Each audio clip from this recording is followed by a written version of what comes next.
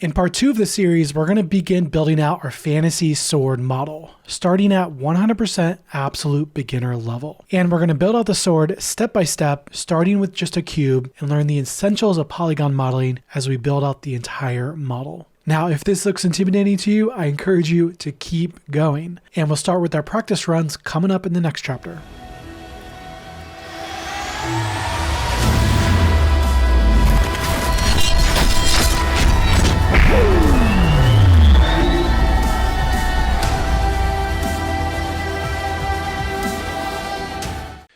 In part 1 of the series, we got to know the move, rotate, and scale tools on our Viewport toolbar. Although this is a fine way to work, manually activating these tools with our mouse can add up to a lot of clicks while we're working. And that brings us to our goal for this chapter, which is to get to know our hotkeys. The first hotkey is G for grab, also known as move. Select the default cube, and then we have 3 steps.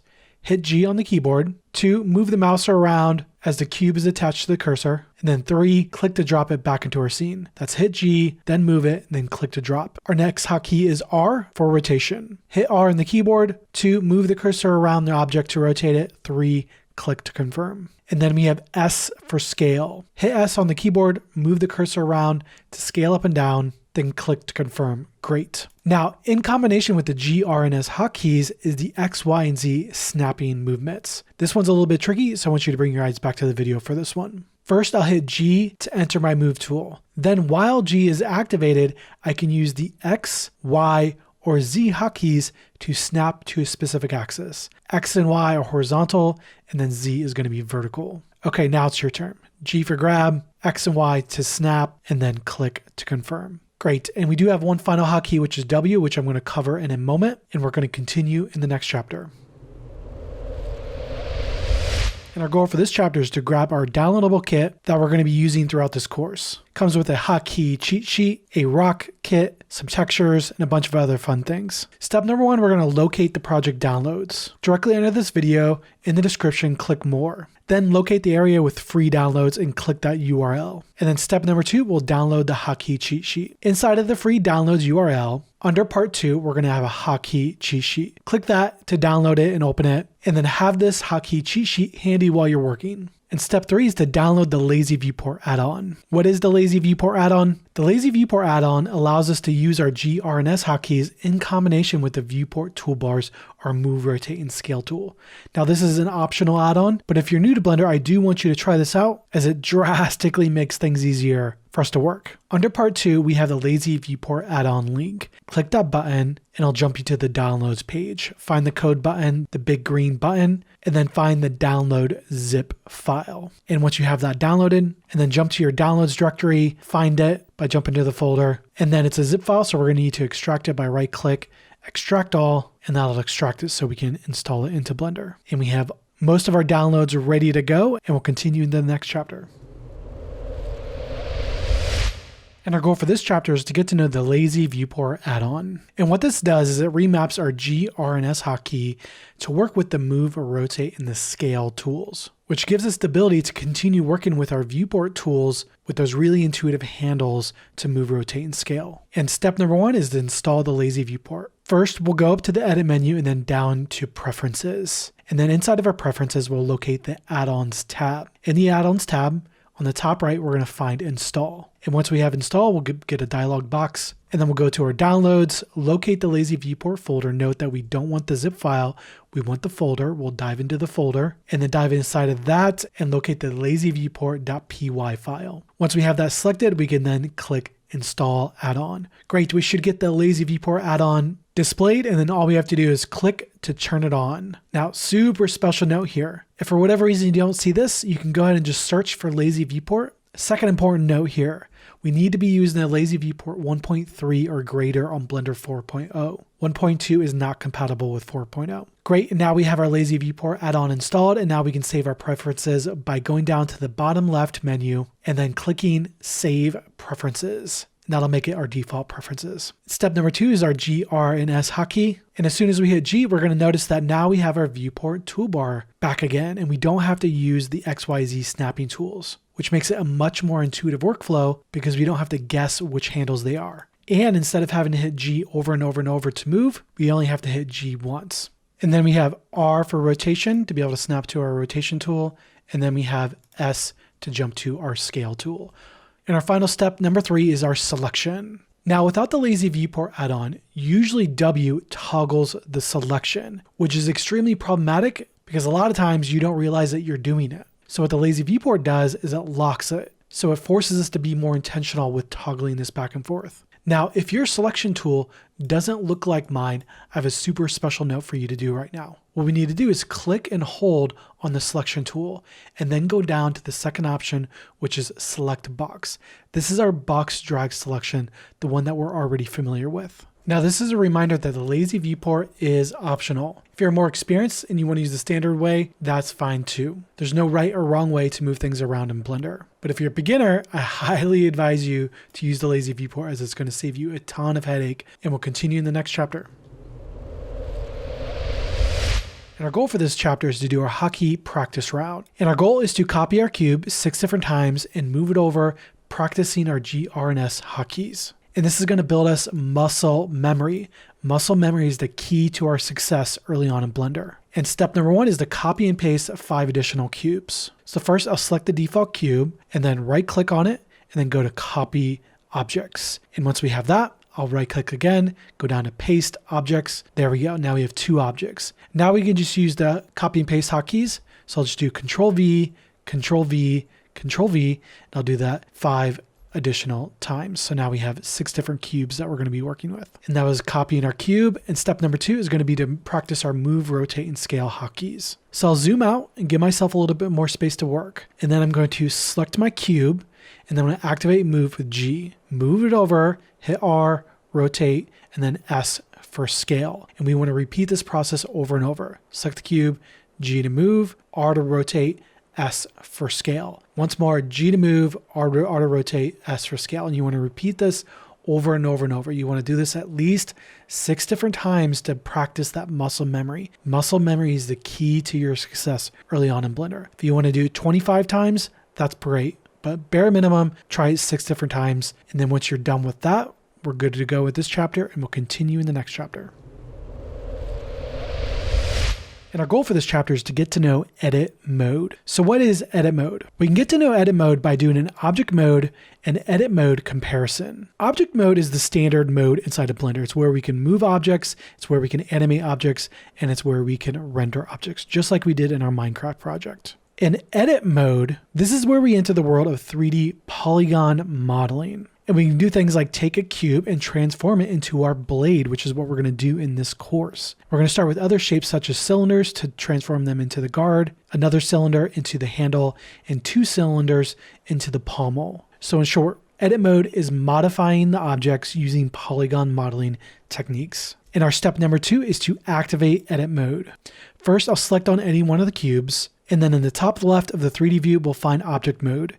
We'll click on that and then we'll go down to edit mode, changing our 3D view over into edit mode. Now immediately we start to notice that the 3D viewport is starting to look different. What's happening here? Well, the first thing that we can do in our step number 3 is to do a select and edit of this mesh. First thing we'll notice is that now we can select individual points on this mesh. And if we hit G to be able to move, we can now move around individual points.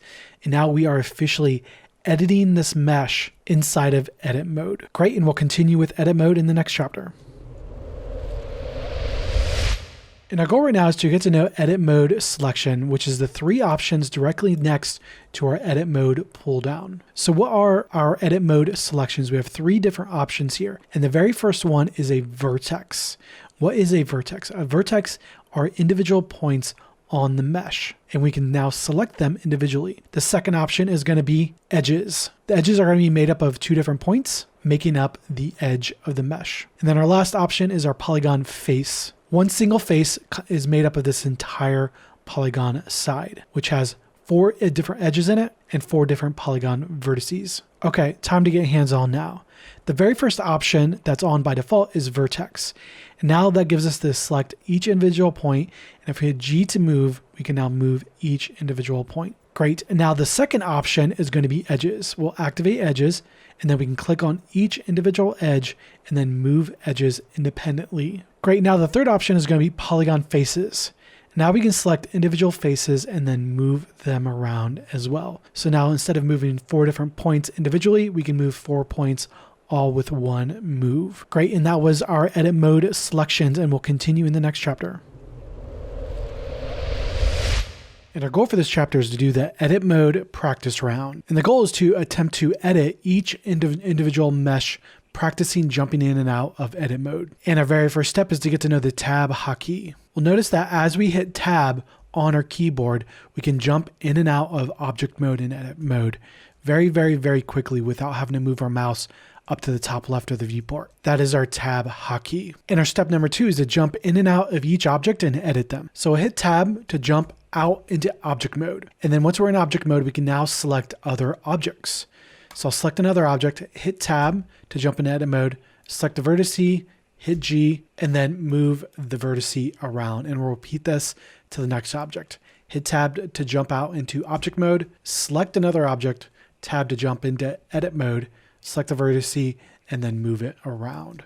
Great. And then you want to continue doing this over and over and over until you get through all the cubes. Now, big tip here, you cannot select other objects while you're in edit mode. By default, we can only select the individual vertices, edges, or faces to the object. So we have to jump out into object mode, select the other object, tab back in, and then we can select and edit freely. So continue to do that, continue to build up that muscle memory.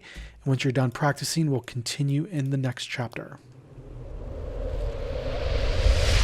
And our goal over the next 4 chapters is to get to know the 4 most important edit mode tools. The edit mode tools come up when we access edit mode. We're going to find them on the bottom left of our 3D view. And our goal is to take our default cube and make this weird, funky object. And we're making a weird, funky object because we're going to make a lot of mistakes. This is your chance to mess up and learn from the mistakes, because edit mode is a lot like cutting with scissors. It is a very delicate workflow. And our first edit mode tool is going to be our extrusion tool. Our extrusion tool simply extends the mesh and adds more resolution while extending that mesh. And our step number 1 is to reset our scene. I'll go up to the File menu and then the first option New and then the first option General.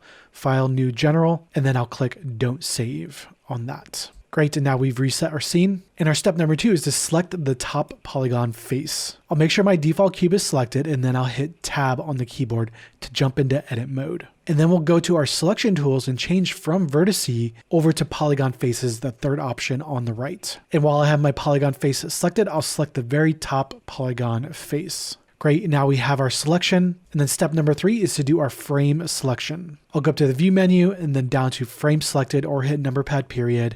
And then we'll snap and zoom in and get close. Now, the reason why this is so important is because we're going to be cutting this object up and we want to be very close to it. The closer we are, the more control we have and the less mistakes we make. And our step number 4 is our extrude. Now, I want your eyes back on the video for this one. This one's a little bit tricky. While we're working, we want to be thinking about this analogy the entire time. We can think of edit mode as a destructive workflow. So first I'll find my extrude tool. It's going to be the first option on the edit mode toolbar. I'll activate that and then we'll notice that we have a new yellow handle with a plus icon. I'm going to click and drag upwards in the direction of that handle to perform this extrude, and then I'll let go to drop it back in, and then I can click and drag again, performing a second extrusion. Great, so that is our extrude tool. Now it's going to be your turn. On the left side of our 3D view, locate our extrude tool. It's going to be a green icon with a cube shape and a highlighted cube on top of it. After we access that, we'll get access to our new handle. Click and drag on that upwards and be very careful. You don't want to let go until you're ready. As soon as you let go, you've performed the extrusion. And then click and drag again to perform the second extrusion. Constantly thinking about our scissors analogy. Now I'll continue to test this out and you can continue to experiment with this. Zoom out a little bit if you want to do a little bit of a longer extrusion. So you want to be really close to do really tiny extrusions, and then you can zoom out a bit more to do further extrusions. And then I want you to practice selecting the side extrusions, the side faces, to do more extrusions on the side. So we can go different directions depending on the angle of the polygon faces. Great, and that was our extrusion tool, and we're going to continue in the next chapter.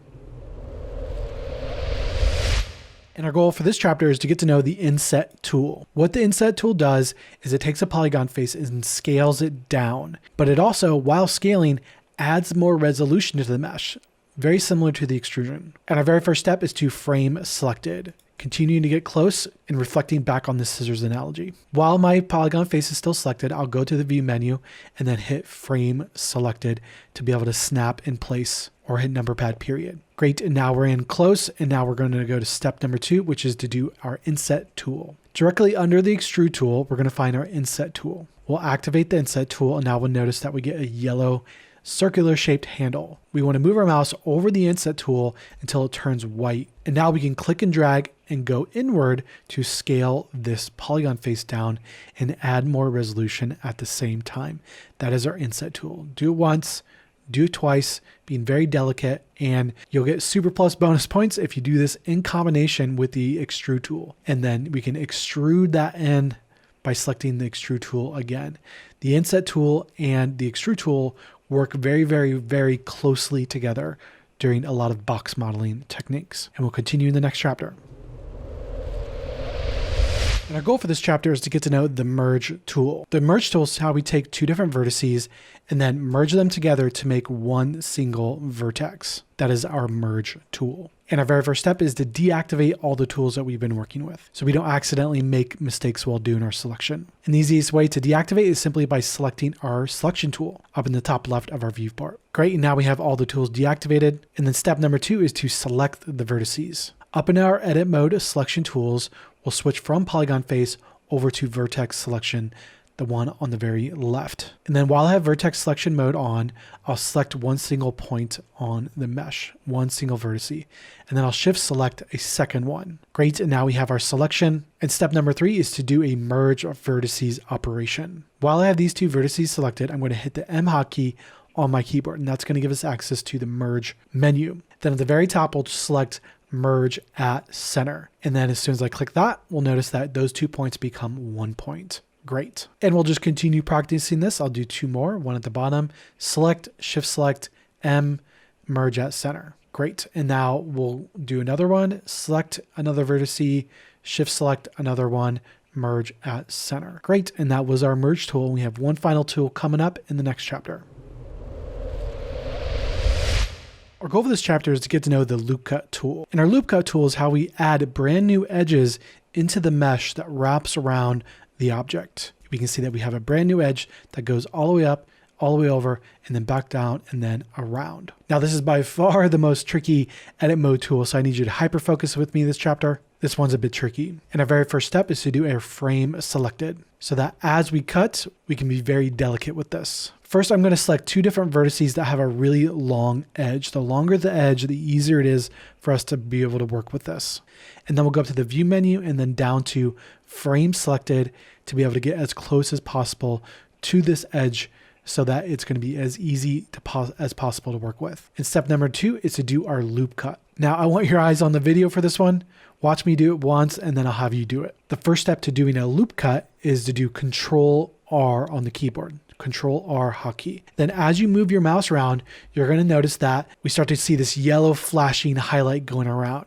It's very important that we don't actually click anything as we're moving our mouse or cursor around until we get to step number 2, which is to find the center of the edge.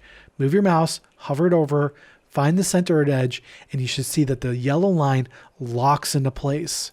Once you have it locked, then you can move to step 3, which is to click to activate the loop cut. And now while it's activated, you'll notice that you'll be able to slide up and down along that edge to be able to drop this loop cut wherever we want. Step number 4 is then to simply click to drop the loop cut onto the mesh. Now, if you ever make a mistake during the entire process, you can always hit escape to deactivate the tool. Okay, now it's going to be your turn. Hit Control on the keyboard and very carefully find the edge center. Don't click anything as you see the flashing yellow light until you move to step number 2, which is to find the edge center. You should have your mouse hovering over the edge and the yellow line should be locked into place. And then step number 3 is to click to activate the loop cut and to be able to slide this loop cut along the edge. And then once you find a place, click to drop it onto the loop cut, deactivating the loop cut tool, confirming the loop cut. Great. Now you want to practice this 5 to 10 times.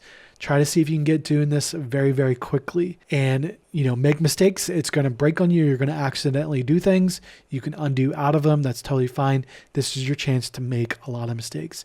And if you find this one tricky, no worries. We're only doing this one time throughout the entire sword. Great. That was our loop cut tool. And now we're going to start building out the sword in the next chapter.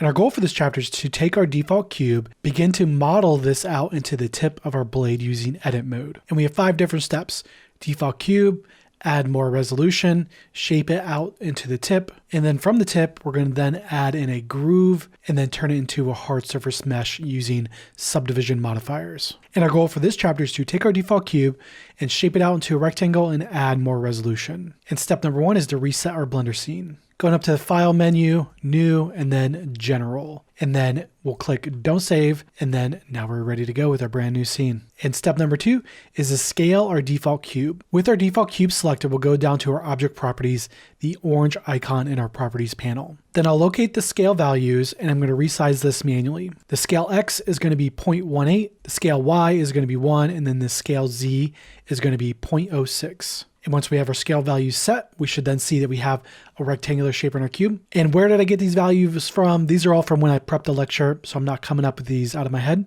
Normally I would just eye this up in the viewport, but just so we're on the same page, use the same exact values that I'm using. And step number 3 is to subdivide our mesh. And subdividing simply takes our default cube and it's going to add more resolution so we have more vertices to work with. First, we'll hit tab to jump into edit mode while we have our default cube selected. Now, by default, all of our vertices should be selected. If it's not for you, if you accidentally click, you can always get that back by going up to the select menu and hitting all, select all. And once we have all of our vertices selected, we'll right click and then go up to subdivide mesh. And subdividing the mesh is going to add more points to work with so that we can start to shape it out. Great. And that was subdividing our mesh, and we'll continue in the next chapter. And our goal for this chapter is to take our subdivided mesh and then shape it out into the shape of a blade using merge vertices. And our step number 1 is to orbit into the negative Z axis. Now, this one's a little bit tricky, so please bring your eyes back to the video for this one. Our goal is to be able to select our tip of the blade. Now, a common problem that some people have ran into is accidentally selecting the wrong tip.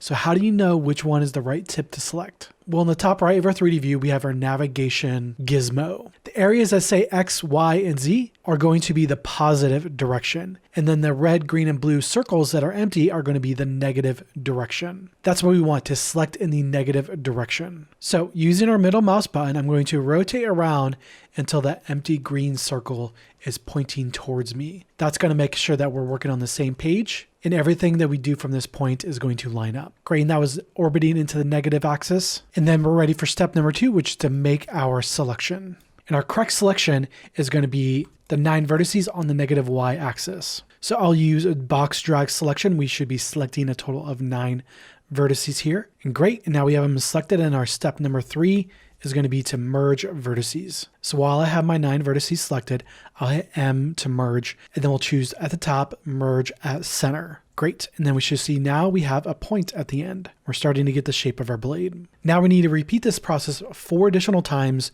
on the sides. So once on the side, M, merge at center, select 3 in the back, merge, and then hit M, merge at center. Rotate around, select the other side, M, merge at center, and then select the back, 3, merge at center. Great, and super special note here, on the back of our blade, we should still have a total of 4 vertices on the back. We're going to be using these in a bit, so we need to keep these and not merge those together. So that was merging our blade and creating the tip, and we'll continue in the next chapter. And our goal for this chapter is to get to know our incremental save. And we can think of this as a backup system for our project. So if we ever make a mistake, we have something to fall back on. And our very first step is to do a file save as into a project directory. Going up to the file menu, and then we'll go down to save as. And then once we click save as, inside of our dialog box, we'll save this someplace safe. I'm going to save on the desktop for now. And then while we're on our desktop, I'll right click over my file dialog, right click here, and then go down to new folder. creating us a new project folder. And then once we have our new folder, I'll then rename that over to Sword in the Stone. We're going to be putting all of our project files in here moving forward. And then we'll dive inside of that, and then I'll rename this file over to sword.blend. And then once we have our sword.blend named, I'll go to Save As, and there we go. We have our project officially set up. And then step number 2 is to do our incremental save. We'll go back up to the File menu and then go down to Save Incremental. It's going to be directly below the Save button. And once we click on Save Incremental, what we're then going to see is that inside of our project directory, we now have a new sword.blend file. It's sword1.blend. And then when we click that button again, it's going to be sword2.blend, sword3, sword4. And the more times we click that incremental save, the more backups we're going to have. Great. And that was our incremental save, and we'll continue in the next chapter. And our goal for this chapter is to take the tip of our blade and add in the center groove into the mesh. And we're going to do so with the help of our Bevel tool. This is a brand new edit mode tool that we're going to get to know. And this is your reminder to go up to File Save and then another File Save Incremental to lock in your progress from the last chapter. And step number 1 is to make our selection. So our very first point is going to be this point right in the center of our blade. That's going to be the very first vertice that we select. And then we'll shift select the 3 in the back. So I have 2 selected now, 2 vertices selected now, and then I'll shift select the 3rd and the 4th vertice. And then we're going to do another one down here in the back, the same exact one on the other side. Now we're going to have a total of 5 vertices selected. Great. And now that was our selection. And step number 2 is to do our bevel. Now this is your reminder, the bevel tool is very delicate. So you want to be zoomed in close and watch me carefully. First, I'll locate the bevel tool. It's going to be the one directly underneath the inset tool that we used earlier. I'm going to activate that. And we should then see that we have a handle. So I'll click and drag. And while I'm dragging, I'll size the bevel. I'm clicking, holding down. And then once I find that around 30% of the width of the blade, I'm going to let go to drop in the bevel. And then there we go. Now we can deactivate the bevel by clicking on our selection so that we don't accidentally bevel anything in the future. Great, and that was our bevel tool, and we'll continue in the next chapter. And we're continuing to work on our center groove.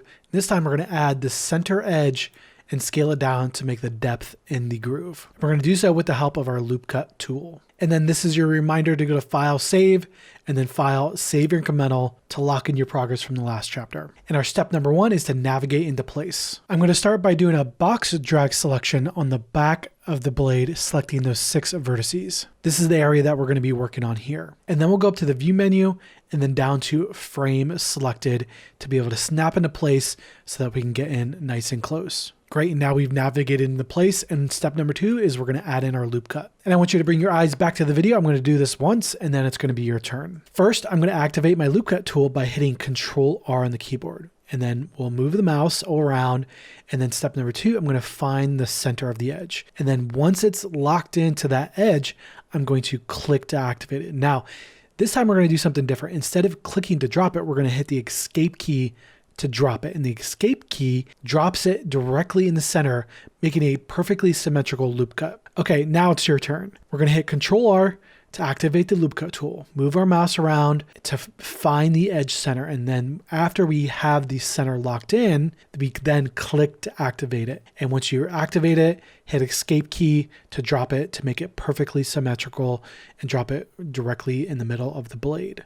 Escape key to drop it. Great, now we have our loop cut. And then step number 3, we're going to do our scale. I'll hit S on my keyboard to activate the scale tool. And then I'm going to scale it down in the blue Z axis. We want to go about 70% of the way down here, making a nice thick groove. There we go. And now we have our groove done, and we'll continue in the next chapter.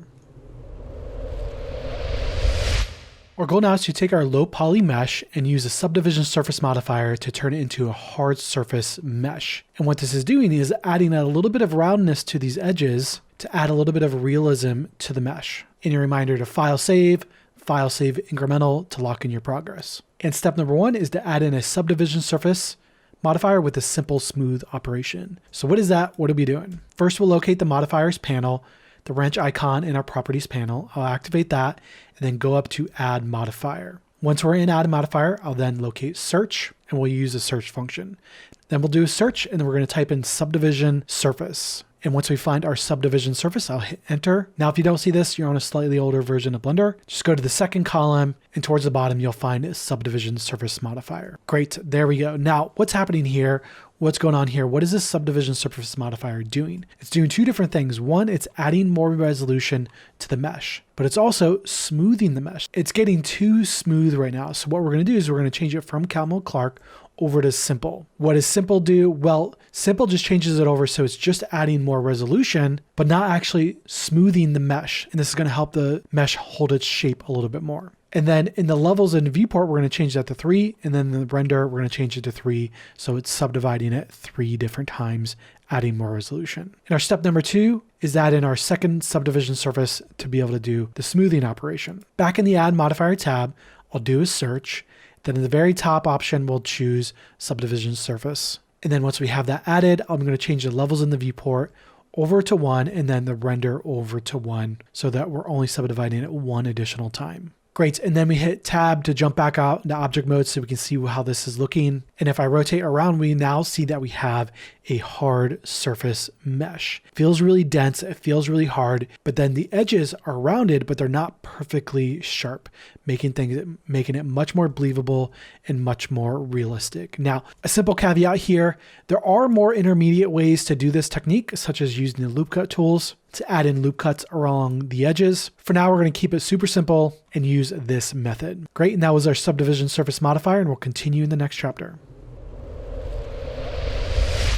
And our goal for this chapter is to take the tip of a blade and extend it down to make the full length of the blade. Reminder to file save and file save incremental to lock in your progress. And step number 1 is to make our selection. First, I'll make sure my blade is selected, and then I'm going to hit tab to jump into edit mode once again. And then in my edit mode selection, I'm going to choose face selection, the one all the way over to the right to be able to select faces. Now I'll orient around to the back, and we're going to select these polygons on the back. 1, 2, 3, 4, 5, 6, 7, 8, using select and then shift selection. And then step number 2 is to do our extrude. So first I'm going to give myself a little bit more space to work. I'm going to zoom out just a little bit here, and then I'm going to go and find my extrude tool one more time. And then once I got my extrude tool activated, I'm going to grab the handle. I'm going to extrude it out a little bit. So just a little tiny bit here, and we'll make an adjustment directly after that.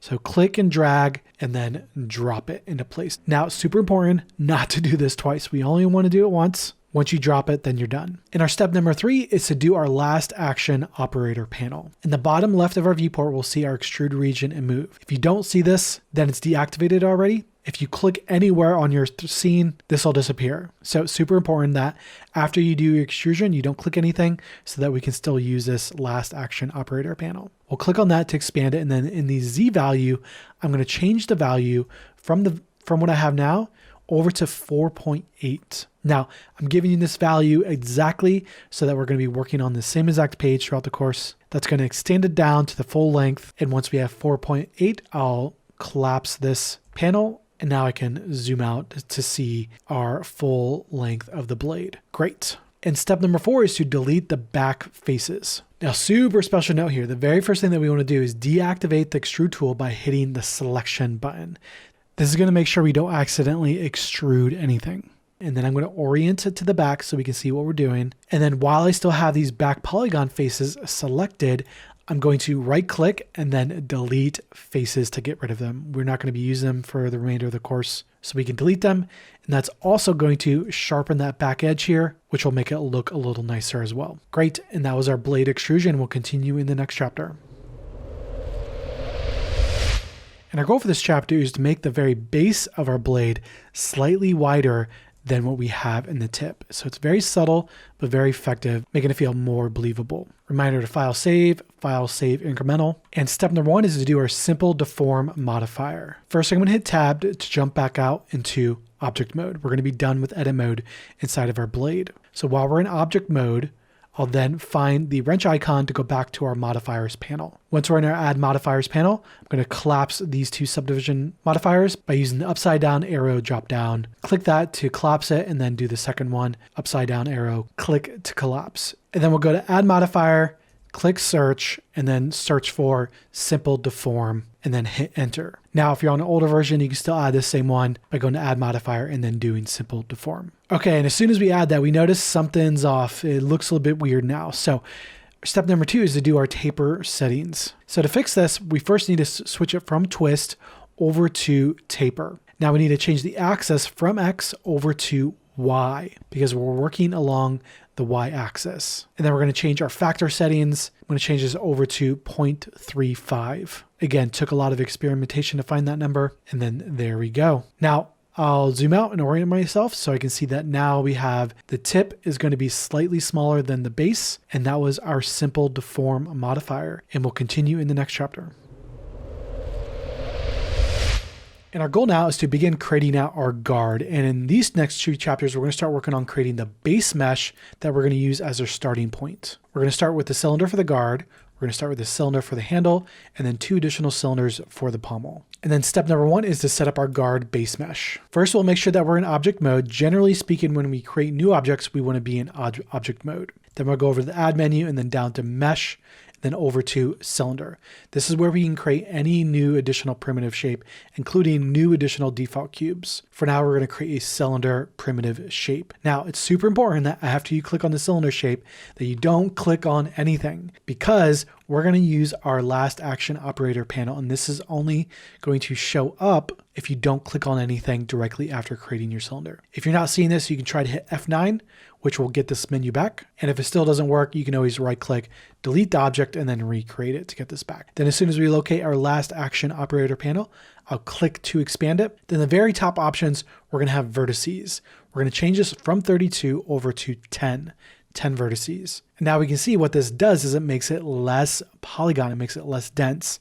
Generally speaking, we want to start low poly and then add more resolution, making it more high poly as we work. And then we'll change the cap fill type from Ngon over to nothing. That's going to get rid of the top polygon face. We're not going to be needing that throughout this course. Great, and then we can click on the top bar here to drop that panel, and then we'll go to object properties to begin setting our location, rotation, and our scale values. In the Y, I'm going to set this from 0 over to a value of 5.82. And what we should see is that now the guard base mesh is sitting at the very base of the blade. Great. Now, this is a bonus tip in case you're not getting the same result. You might need to rotate your sword 180 degrees in the Z-axis for these values to line up. And then we're going to set the rotation X value from 0 over to 90 degrees, and then scale X over to 0.275, scale Y over to 0.13, and then scale Z over to 0.1. And now we should see that we have our base mesh for our guard. Great, and we'll continue on to the next step, which is step number 2, the base mesh for the handle. First, I'm going to zoom in here by going up to the view menu and frame selected.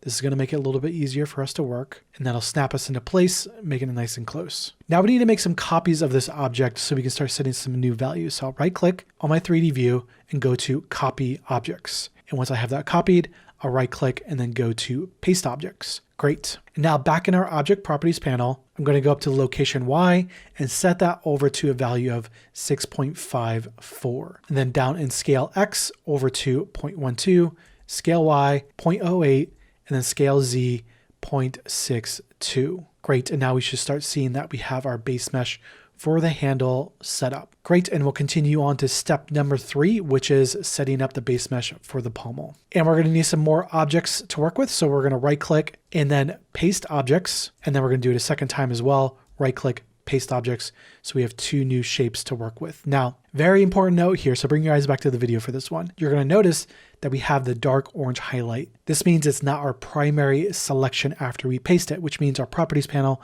will not work with this. So what we need to do is deactivate by clicking off of it in the 3D view, and then reactivate it by selecting it again, getting the bright highlight. Great, and now we're ready to start setting this up in our object properties. Back in our object properties, I'm going to set the location Y over to 7.3, and now we should see that the new cylinder is sitting at the base of the handle. And then we'll set the scale X over to 0.095, scale Y over to 0.095, and then Z over to 0.15. Great, and now we should see that we have the first base mesh for the pommel set up and ready to go. And now we need to start working on the second one. So we'll reselect the copied object that we selected earlier, which is the guard, and then we'll go back to our object properties, and then we'll set the location Y over to 7.58, and now we should see that that mesh snaps to the base of the pommel. Then we'll set the scale X over to a value of 0.13, scale Y over to 0.13, and then scale Z to 0.13. Great. And now we have one additional setting, which is our rotation X, setting that from 90 degrees over to 0. Great. And now we should see we have all the base meshes set up and ready to go. And I have a bonus step for us to be able to check our work. Now, the problem that we want to check for here is make sure that we don't have any objects that we accidentally pasted on top of each other. We want to make sure that we only have one object sitting on top of each other. So I'll select an object, hit G, and then move it over, and then Control Z to undo out of that. And then I repeat that, select it, move it, Control Z. That's going to make sure that we don't accidentally have any objects underneath any one of these objects. And that's going to make sure everything renders right later on down the road. And here's going to be all of my exact settings in case you want to check your work. And once you have your base mesh set up, we'll continue in the next chapter. Our goal for this chapter is to download our sword reference.blend file that we're going to be using inside of Blender to be able to trace over to get a more precise result. And step number 1 is a project directory setup. I'm going to locate my sword in the project directory that I created earlier, where I've been saving my sword.blend files. And then I'm going to right click in here and then go down to new folder. And then we're going to rename this folder downloads. We're going to call it downloads, and we're going to stick all of our downloadable files inside of this folder. And then step number 2 is to download our project files. In the link in the description, we'll find our free downloads URL. We'll click on that, and then we'll locate the part 2 and then the download files that come along with that. That's everything that we need for these next few chapters. And then we'll go to our downloads, locate the folder, and then once we locate the folder, we'll right click on it and then go to extract all. We need these to be extracted for this to work inside of Blender. Great, and now we have our folder extracted.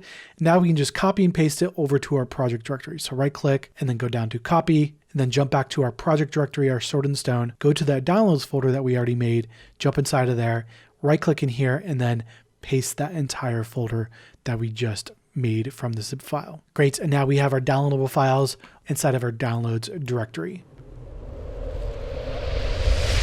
And our goal for this chapter is to start using our download files and bring in our reference image. And we're going to use this in combination with our quad view so that we can trace over top of our reference image, getting a more precise model. And step number 1 is to append our reference. Up in the file menu, we're going to go all the way down to append. This is how we bring in other Blender files into this project. And then we'll locate our Sword in the Stone project files. We'll go to our downloads and we'll jump into the folder that we downloaded in the last chapter. And then we'll locate the sword reference .blend file. This is another blend file that I created for us to work within this project. And then double click on that, find the collection folder, second one from the top, and then in there we'll have a sword reference collection. Once we have our sword reference collection, we can then go down to append to bring it into our Blender file. Great, and then as soon as we're back in Blender, we notice nothing's changed. What's going on here? Well, we notice something's happened because we have a couple different objects in our outliner. So how do we actually start seeing this? And that brings us to step number 2, which is to set up our quad view. In the top left of our 3D view, I'll go to the view menu and then all the way down to area, then all the way back up to toggle quad view. This is the view that we're going to be using in these next 2 chapters. And after I click that, we're going to notice we now have 4 new 3D views that we can work with. Now we're not going to be working with the bottom 2. We're just going to be working with the top 2. And the new one that we're going to be working with is called top orthographic. It is a top-down view where we can trace over top of an image to get a more precise model. So what can we do with this top orthographic view? Well, step number 3, we can get to know the navigation. Well, just like our 3D view, we can do shift middle click and drag to pan around, and then we can middle mouse scroll to zoom in and out. And the only thing that we can't do is orbit around just like we did in our standard 3D view. We can't do that because is an orthographic view. It's a 2D version of our 3D view, which means we can't actually orbit around. And then step number 4 is to set up our wireframe. Now I'll move my mouse up to the menu, and when my mouse is over that, I'm going to scroll over and then locate our viewport shading menu, the same viewport shading menu that we worked with in Minecraft to set up our render. But this time we're going to select the wireframe, which is the option on the left. And what wireframe does is allows us to look through an object in wireframe preview mode so that we can easily trace over objects that are underneath it, such as our reference image. Great, and that was setting up our reference image and our quad view, and now we're ready for the next chapter. But a quick bonus tip, if you ever want to create your own references in the future, you can go up to the add menu, down to image, and then reference. This is how you bring in an image file to use it as a reference. Already preset that up for us, so we're going to be working on the same page, and then we'll continue in the next chapter. And our goal now is to take our base mesh and begin modeling out the guard. And in this chapter, we're going to just block out the base blocky topology. And then in the next chapter, we're going to tweak it to make it into its actual shape. And a reminder to file save and then file save incremental to lock in your progress. And step number 1 is to navigate into place. First, I'll make sure that my guard is going to be selected so that we can then go up to the view menu and then down to, instead of frame selected, we're going to choose frame selected in quad view. This is going to snap all of the views together so that we're nice and close. Great. And now in the top orthographic view, what we want to do is pan over so that we can see the entire left side of the reference image so that we can easily trace over top of it. Great. And that was navigating into place. And then step number 2 is to do our selection. Jumping from object mode back into edit mode by hitting tab so that we can start editing this mesh. And then in our edit mode selections, I'm going to choose the third one to the right, our polygon face selection. And then I'm going to select this little tiny dot that's on the far left of our base mesh. These little tiny dots are how we select polygon faces inside of wireframe mode. Great. And now we have our selection made. And now it's time for step number 3, which is setting up our horizontal extrusions. Now I want your eyes back onto the video for this one. For the remainder of this chapter and the next chapter, I want you to watch me do it fully. These 2 chapters are by far the trickiest and easiest to mess up, so I need your full attention. While my polygon face is selected, I'll go down to my polygon extrude tool. I'll activate that and I'll start performing my extrusions. On the plus icon, I'll click and drag once, line it up with that edge, and then click and drag twice. You'll notice that I'm lining it up with these 2 edges that are in my reference image very carefully. And we only want to do 2 extrusions here, not 3, not 4.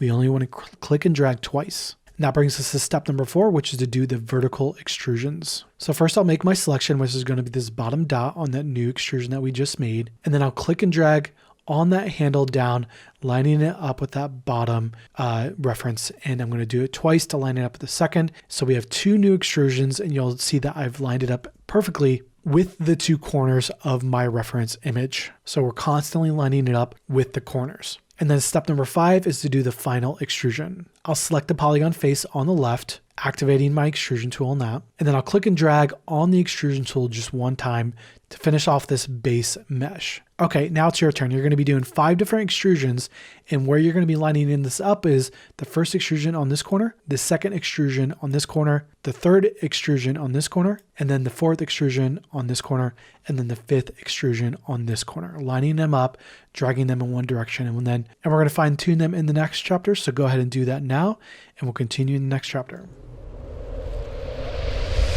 Our goal now is to take our base extrusions and move the verts into place, tracing our reference image, getting the final shape of the guard. I'll start by activating my selection mode to deactivate my extrude tool. I'll start by going into my edit mode selections. I'm going to choose vertex, the one on the far left. And as a reminder, I want your eyes on the video for this entire chapter. This is the toughest one that we have to do. Watch the entire chapter and then repeat to follow along. First, I'm going to show you what not to do. What not to do, number 1, is selecting individual vertices with just a single click. If you single click only, you'll immediately start to notice that as you move, you start to get these triangle shapes in your wireframe mode. This means that we did not properly select the back side with the front side. This is not good. So we always want to use box drag selection so we get the front and the back side during this chapter. And reminder, if you don't see box drag selection, you can click and drag to get it back. The second one not to do is moving individual verts one section at a time. This is going to lead to a lot of dents in your mesh, and this is a hard surface mesh, so we want to be as precise as possible in the way we move things around. And I'm going to undo out of all of that mess. Now, here's the technique that we want to be doing. And remember to keep your eyes on the video for this one. I'm going to select each row vertically first. Then I'm going to move the row into place. So using box drag selection, I'm going to select the entire row, hit G, move it down, and then I'm going to focus on lining up the top vertice first. After I get the top vert into place, I'm going to select the bottom 3 and then move that down to get the top one lined up into place. And then I'll select the bottom 2, moving that into place, and then select the bottom one, moving that into place. And you'll notice that I'm focusing on just moving these with the blue handle vertically. This is how we keep the hard surface mesh precise. Then I'll repeat this for the next row. So select the entire row with box drag selection, move it into place, lining up the top one, then select the bottom 3 and then move it into place, and then repeat, select the bottom 2, move it into place, and then select the bottom 1, moving that into place, focusing on only moving it vertically as much as possible. And then I'll do my final row, box drag select, move vertically into place. And okay, now we have the base lined up. And now, after we have the vertical movements done, now if we need to do any horizontal movements, now is the time. The toughest areas are going to be these 2 vert areas. So try to get them as straight as possible so we get that hard surface feel. And I'll fine tune that as needed. And now it's going to be your turn. And once you're done with that, we'll continue in the next chapter. Our goal for this chapter is you take our blocked out guard mesh and scale down the tip. Right now the guard is very flat from root to tip, and we're going to taper down the tip so that it gradually gets smaller. And we're going to pull this off with the help of proportional editing. With default editing, we are usually moving around whatever we have selected. But with proportional editing, it acts like the mesh is rubber or sticky and moves, rotates, and scales anything around our current selection. And step number 1, we're going to exit the quad view. I'll go up to the view menu and then all the way down to area and then all the way back up to toggle quad view to disable the quad view. And then after, we're going to disable the wireframe as well. Up in the top right of the viewport, directly next to our wireframe, we're going to check on solid mode. This is going to be the default setting that Blender starts with. And now that we have our solid mode activated, we can now jump to step number 2, which is frame selected so that we can work a little bit easier. With my selection tool activated, I'll make sure I have the tip selected currently. For me, it's still selected from my last chapter. And then I'll go up to the view menu and then down to frame selected. And then after I frame selected, it's going to snap into place and I can orbit around to see this a little bit clearer so that we can scale it a little bit easier. Great. And then step number 3 is to enable proportional editing. At the top of our 3D view, we're going to find our proportional editing directly next to our snapping tool that we used in the Minecraft. It looks like a dot with a circle around it. We'll enable that to enable proportional editing. It should turn blue. Great. And that was enabling our proportional editing. And step number 4, we'll scale it down. First, I'll make sure I have all these verts selected. I'll shift select or box select all 4 of these. And then I'll hit S to activate my scale tool. And then I'll use the blue Z axis to scale it down. And you'll notice that it's starting to act like it's rubber and sticky. I'm going to scale this down so that it tapers from the root all the way to the tip of the guard. Great. And that was our proportional editing. And we'll go ahead and continue in the next chapter. Our goal now is to take 1/2 of the guard and we're going to mirror it over to the other side. And we're going to do so with the help of our mirror modifier. In step number 1, we're going to select the other half of our guard. So now I'm going to activate my face selection tool, the one on the right in our edit mode selection tools. And then I'm going to orbit around and move and pan to get to the other side. And then we'll select one polygon face and then shift select the second, third, the fourth, and the fifth. So now we have 5 polygon faces selected on the other side of the guard. Great. And that was our selection. And step number 2, we're going to delete. With my mouse over the 3D viewport, I'm going to right click and then go all the way down to delete to be able to delete these faces. Great. And that was deleting the other half. And then step number 3, we're going to set up our mirror modifier. We'll find our wrench icon, our modifier's properties, and then we'll go up to add modifier. And then inside of add modifier, we'll click search and then search for mirror. And once I have mirror, I can hit enter. And a bonus tip, if you're on an older version of Blender, it's in the second column. Great, and that was our mirror modifier, and all of the default settings should work for us, and we'll continue in the next chapter. Our goal now is to take the top of the guard, which is currently empty, and we're going to fill it in with some new polygon faces. And we're going to do so with the help of our fill tool. And step number 1 is to toggle on X-ray view to be able to select a little bit easier. Up in the top right of our 3D view, we'll find our X-ray tool. It's going to be directly left to our viewport shading menu that has our wireframe in solid mode. Looks like 2 squares stacked on top of each other. And now we're going to notice that we can see through the object, which is going to allow us to select a little bit easier. And step number 2 is to make our selection. First, I'll grab edge selection mode, the middle option in our edit mode selections, and then I'll select the top edge and then shift select the bottom edge, the edges that are across from each other. And now we have our selection, and that brings us to step number 3, which is to do our fill tool. To run our fill tool, all we have to do is hit F on the keyboard.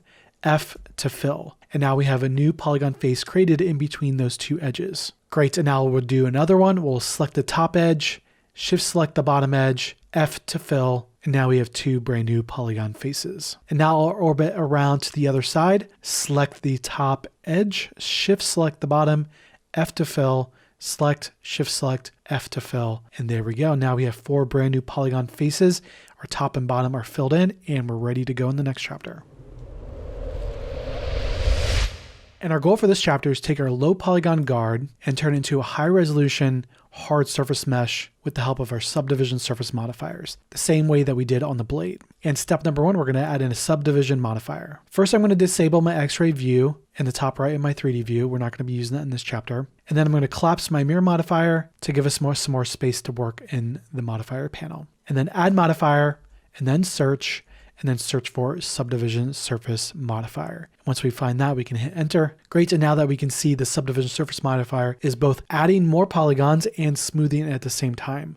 But currently it's looking a little weird, right? It's too round. That's because the original mesh doesn't have enough resolution to hold its shape. So we'll switch it from Cal Clark over to simple, and then the levels in the viewport, how many subdivisions it's doing in the viewport, we'll switch to 3, and then in the render we'll do the same.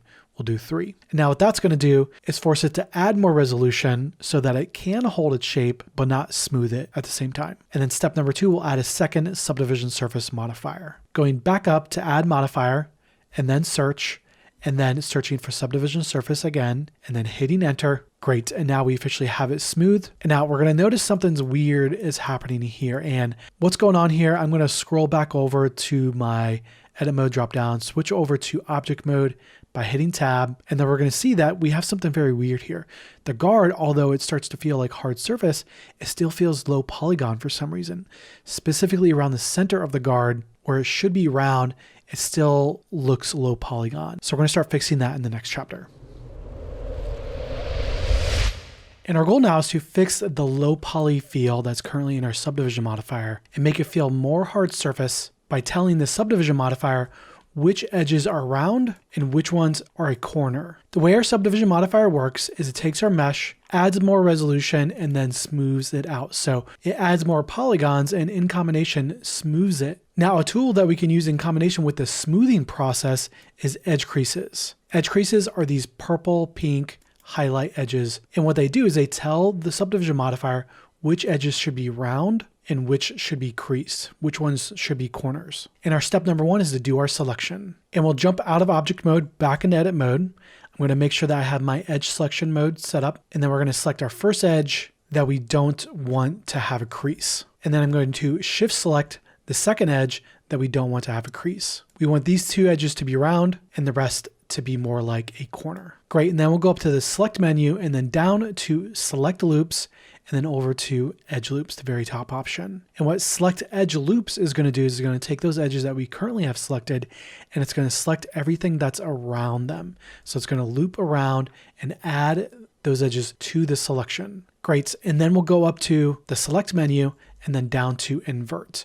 Now, the reason why we're inverting this is because the edge crease tool, whatever we have selected, is going to be creased. So we want the opposite of what we currently have selected. Great. And now we have our selection. And now we'll move on to step 2, which is our edge creases. I'll go up to the edge menu and then down to edge creases. And it's super important that after we click on edge creases that we don't click on anything yet, because we're currently going to be in crease mode. And we can see that in the top left of our 3D view where it says crease and then a value. And what we want to do is increase that value all the way up to 1 by moving our mouse vertically. So move the mouse vertically to increase that number until it reaches a value of 1. 1 being fully creased. Great, and once you have it set to 1, you can click to drop it, and then I'll deactivate by clicking off the model so that we can see our purple edges now. These are going to be our edge creased edges. Now we're currently not seeing anything yet, so what's going on here? That brings us to step number 3, which is our subdivision settings. In our first subdivision modifier, we set it to simple to add more resolution. That was a way for us to hold its shape. We're going to switch this back to Cal Clark because we are no longer relying on the process of adding more resolution to hold its shape.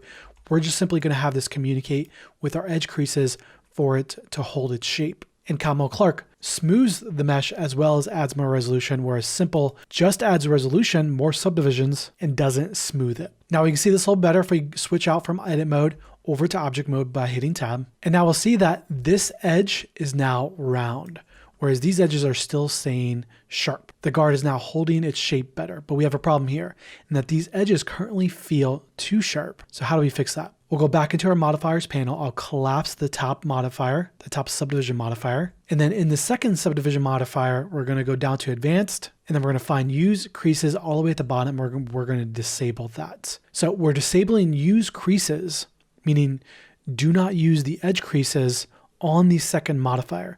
So the first modifier is communicating with those edge creases, but the second modifier isn't. So the first subdiv is holding its shape. The second one is smoothing it to create these rounded corners, which is giving us that hard surface feel. Great. And that was our edge creases tool, and we'll continue in the next chapter. And our goal now is to model out the handle. And we have a couple different shapes to start with. First, we'll start with the base mesh, and then 2, we're going to block it out. And then 3, we're going to add in the details. And in this chapter, we're going to focus on the basic shape, which is getting it into a two-handed grip for this two-handed greatsword. And step number 1 is to frame select it on the handle. First, I'll select the handle, and then I'll go up to the view menu, and then down to frame selected. And then after we frame selected, we can then orbit freely around our handle. Great, now that we have our handle frame selected, we can go to step number 2, which is scaling down the bottom. With my handle selected, I'm going to jump into edit mode by hitting tab, and then I'm going to change from edge selection mode over to vert selection mode to be able to select the bottom of the handle. And this is your reminder to turn off proportional editing before we start. We're going to start moving things around in this chapter, so it's very important to turn that off. And then we're going to box drag select all these verts in the back, and then orbit around to shift box drag select all of them at the bottom. So we want that entire back loop to be selected. And then we can hit S to scale, scaling it down on the white uniform scale and scale it in so it sits directly inside the pommel. Great, and now we have our scale. And then step number 3 is to drop a loop cut directly in the middle of the handle. So I'm going to grab my selection tool to deactivate my scale tool so I don't accidentally scale on this one. And then I'm going to drop a loop cut directly in the middle. So first we'll hit Control R, 2 we'll find the center, 3 we'll click to activate it, and then 4 escape to drop it. Great, and now we have our loop cut in the middle. And then step number 4 is to add 2 more loop cuts and scale them in, creating the 2 grips. First, I'll hit Control R, 2 will find the center of the edge, 3 will click to activate it, and then 4 will hit escape to drop it. Now we have our loop cut, and then I'll immediately hit S to scale while I still have the loop selected. Then I'll use the white uniform scale to scale that in, creating our first grip. Great, and that was our scale, and now we'll do another loop cut. Control R, find the edge center, click to activate, and escape to drop it. And then immediately after hitting S to scale it in, using the white uniform scale to scale it down, creating our second grip. Great, and now we have our basic shape done and our 2 grips in place, and we'll continue in the next chapter. And our goal now is to take our blocked in handle and add a subdivision surface modifier to smoothen it out. And our very first step is to add in an edge crease directly in the center so that it holds its shape a little bit better. And our step number 1 is to do our selection. First, I'll start by box drag selecting those top vertices. And then I'm going to orbit around and then use shift box drag selection to select the bottom. I'll orbit around and check my work and make sure I have my selection. And once I do, step number 2 is to convert that to an edge selection. Up in our edit mode selections, I'm going to hit the edge selection mode. And that's going to automatically convert the vertices selection over to an edge selection so that we can perform our edge crease. And that brings us to step number 2, which is to perform our edge crease. Going up to the edge menu and then all the way down to edge crease. Then as soon as I hit edge crease, I'm going to move my mouse up until the crease value reaches a value 1, making it the maximum amount of crease that we can do. And then I'll click to drop that edge crease, and now we have our edge crease. And that brings us to step number 4, which is our subdivision surface. Going back down to the wrench icon, the modifiers panel, I'll go to add modifier, and then we'll do search, and then I'll search for subdivision surface. And once I find that, I'll hit enter, and then there we go. And we'll notice that the subdivision surface is smoothing it out a little too much, so we'll add a little bit more resolution so it holds its shape. Under levels in viewport, we'll change that over to a value of 2. And now we can see it's holding its shape a little bit better. Great, we can see this a little bit better if we jump into object mode by hitting tab. And now we can see our final result, and that's looking great, and we'll continue in the next chapter. And our goal now is to add in this torus shape, and we're going to add it 3 different times, adding an extra level of detail. And our step number 1 is to create the torus. First, I'll go up to the add menu and then down to the mesh submenu, and then over and down to the very bottom where it says torus. And now after clicking torus, it's very important not to click anything else in the 3D view because we're going to use our last action operator panel. If you click on anything, this will disappear. I'll expand that and then immediately set the rotation in the X value over to 90 degrees so that we can rotate it. So now we can see it a little bit better. And then from here, we'll set the major segments from 48 over to 20, and then the minor segments over to 10. And then we'll set the location Y to 5.921. And then we'll do the major radius, a value of 0.11, and then the minor radius, a value of 0.018. Great, so what is all this doing? The major and minor segments are controlling how much resolution we're adding to the mesh. So we lowered it so we can start low poly and then work our way up to high poly. The major radius is controlling how wide the torus is, and the minor radius is controlling how thick the radius is. And the location Y, that is the exact value I have from my notes to get us right directly at the tip of the handle. Great, and then I'll collapse the add torus last action operator panel. And now it's time for our step number 2, which is our scale. First, I'll go up to the view menu and then down to frame is selected once more to snap us into place so we can get in here very close. Great. And then we're going to jump into scale with S. I'm going to scale down on the blue axis, the Z axis, with the blue handle, and then I'm going to use the white handle, the uniform scale, to scale it up into place. And we want this to be partially in the guard and then partially in the handle as well. Great, and that was our scale. And our step number 3 is going to be copy and paste 2 more into the scene. With my torus still selected, I'm going to right click and then go to copy objects. And then once I have that copied, I'll right click and go to paste objects. So now we have 2 different toruses in our scene, and then we'll do a third one with right click, paste objects once more. Great, now we have a total of 3 different toruses. And then step number 4 is to move and scale these. Great, so I'll grab my move tool and I'll move this down to the middle. And then I'm going to constantly use frame selected, view menu frame selected to get in here nice and tight, and then S. And then we only need to do the uniform scale, the white handle. I'll grab the third one, move it down all the way towards the bottom of the handle, and then view, frame selected, rotate around, orbit around, S, and then the white handle to uniform scale, and get that in there nice and snug. Now this last area, we're going to do a bit more work in the next chapter for this. So go ahead and move and scale these into place, and once you're ready, continue in the next chapter. And our goal now is to begin shaping out the base of the pommel. And we're going to start with the very base where the handle connects to the pommel. And our step number 1 is to add a subdivision on the pommel. So first I'll select the pommel base shape, and then I'll go to my wrench icon, and then I'll go to add modifier, and then search, and then type in subdivision surface. And then once I find that, I'll hit enter. And then the levels in the viewport, I'm going to set this to 2 to add more resolution, matching the render. And that's what's going to give us that almost nearly perfect circular shape, giving us a better idea where we need to scale the handle. And then step number 2, we're going to scale the torus. First, I'll select my torus shape. I'll hit S to jump into my scale tool. And then with the blue handle, the Z axis, I'll go ahead and scale that out, shape it into place, trying to get that uniform scale back. I'll move it into place, and we'll just toggle between move and rotate, getting this in there nice and tight. Getting this area perfect might be a little bit tedious, but it'll be definitely worth it. And then step number 3 is going to be to scale the handle. First, I'll select my handle, and then I'm going to hit tab to jump back into edit mode. And then we're going to change the edit mode selection from edges over to vertices, the option on the left. Great, and now we're ready to select. So I'll go all the way over to my X-ray mode.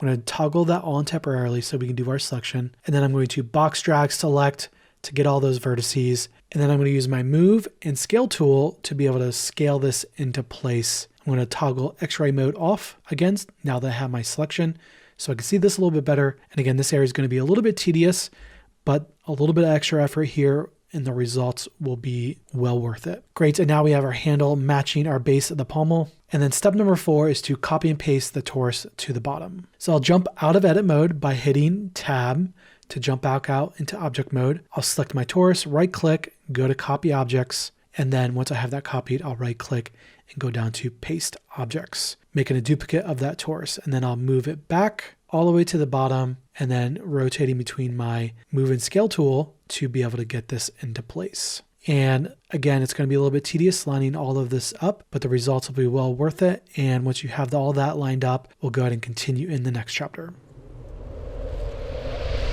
And we're continuing to work on the base of the pommel. And our goal with this chapter is add in these extra details at the tip of the base. And what this is going to look like is a star shape in the middle with the subdivision modifier on top of it, so it smooths it out. So it's a very subtle detail, but it's those subtle details that really take this to the next level. And step number one is to make our selection. First, I'm going to select my pommel base, and then I'm going to hit tab to jump into edit mode. And then I'm going to make sure that I have my vert selection mode activated along with my selection tool activated. Now we need to activate X-ray mode. And a quick way for us to do that is instead of using the menu, we can use the hotkey Alt-Z. Alt-Z to be able to toggle into X-ray mode on and off very, very, very quickly. Great, and now we're doing our selection. So I'm going to select the very bottom one in the back as our first selection. And then I'm going to skip one and do a shift selection. And then I'm going to skip one, shift select, and then continue that around until I have 5 total vertices selected. Great, and now we have our selection. And then step number 2 is to scale inward, creating the star shape. So I'll start by hitting S to activate my scale tool, and then with the white uniform scale,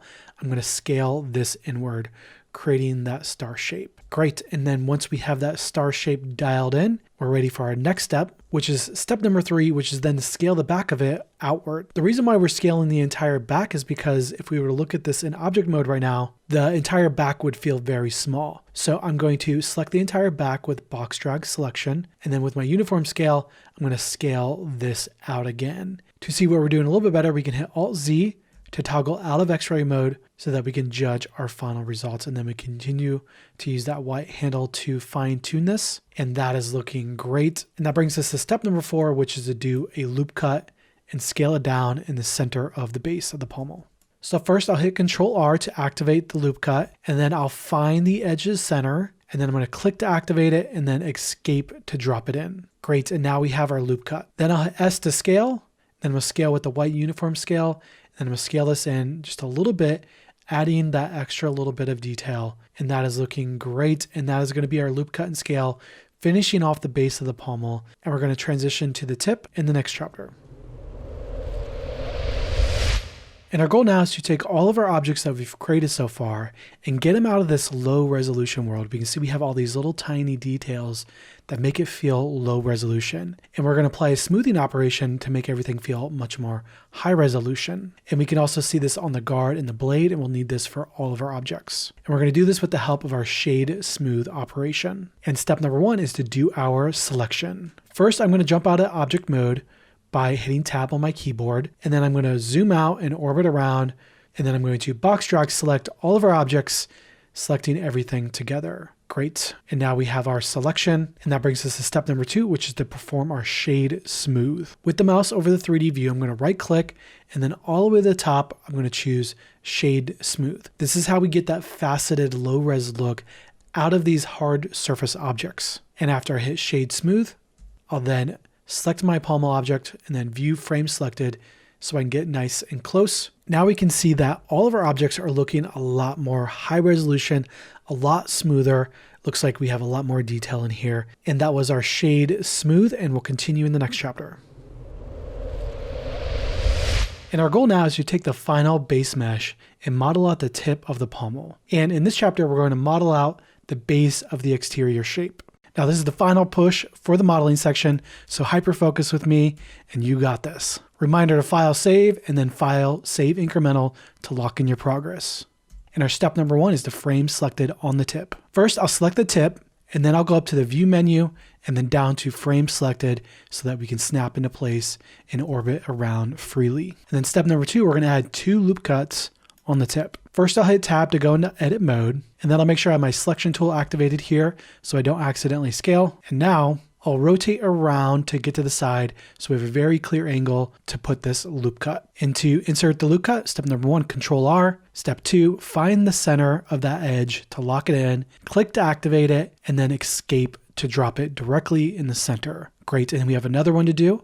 So Control R, lock it in by finding the center, click to activate it, and then escape to drop it. Great, and that was adding our 2 loop cuts. And our step number 3 is to fill in the top. I'm going to grab my selection tool, and then I'm going to box drag select the entire top row of those vertices. I'm going to rotate around, make sure I didn't accidentally select anything else. And now I'm going to use the hotkey F to fill in this to create that face at the top. And now we got that polygon fill. And that brings us to step number 4, which is to scale it down. I'll hit S to jump into scale mode. I'll grab my uniform scale. Now it's super important here. We only want to scale this down about 5%. 5 to 10% of the width. It's very, very subtle. We don't want to do that much. And now we also want to move this down so that we get this sweeping motion that's going from the base of the pommel to the tip. It's one motion all the way through. It's a very subtle detail, but it's very, very important for them to feel connected together. Great. And that was our block in shape for our tip, and we'll continue in the next chapter. And our goal for this chapter is to take the block end shape and do an inset and extrude inward to create this indentation. And our very first step is our inset tool. First, I'm going to grab my selection tool to make sure I don't accidentally move or scale this.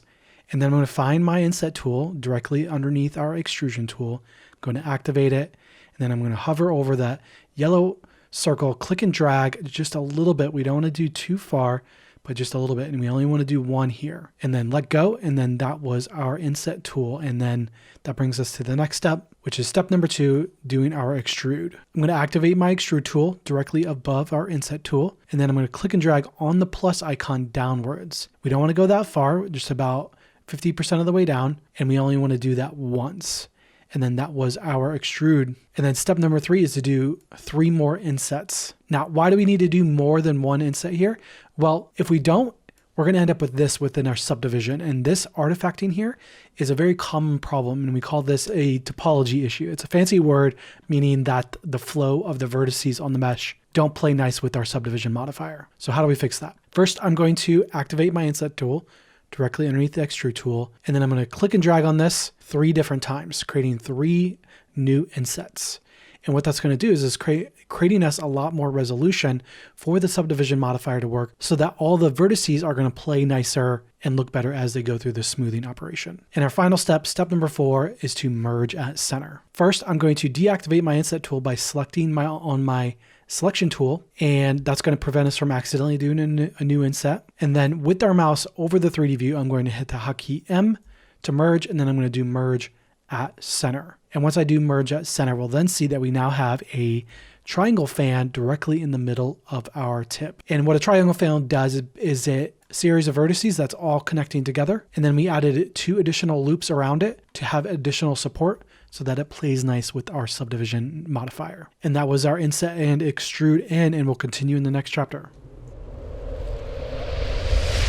Our goal now is to take our progress, and then we're going to extrude out the very tip of our pommel. And our very first step is to do our selection. First, I'm going to orbit around so I can get a clear view in the back. And we're going to want to do a multi-selection to select these 2 back polygon faces. First, we're going to change our edit mode selection. I'm going to switch it over to polygon face, the option on the right. And now I'm going to select one and then shift select the other to do our selection. And that was our selection. And now we'll move to step number 2, which is extruding the tip. First, I'm going to find my extrude tool. Then I'm going to activate that. And now I'm going to orbit around, get in position, and click and drag on the plus icon to extrude that out. And super important, we only want about 40% of an extra length here. If you need to adjust it, you can always activate your move tool. And step number 3 is to do our scale inward. I'm going to activate my scale tool by hitting S, and then using the red handle, the X axis, I'm going to scale inward just a little bit. Great. And that was our scale inwards. Now we're ready to move on to the next step.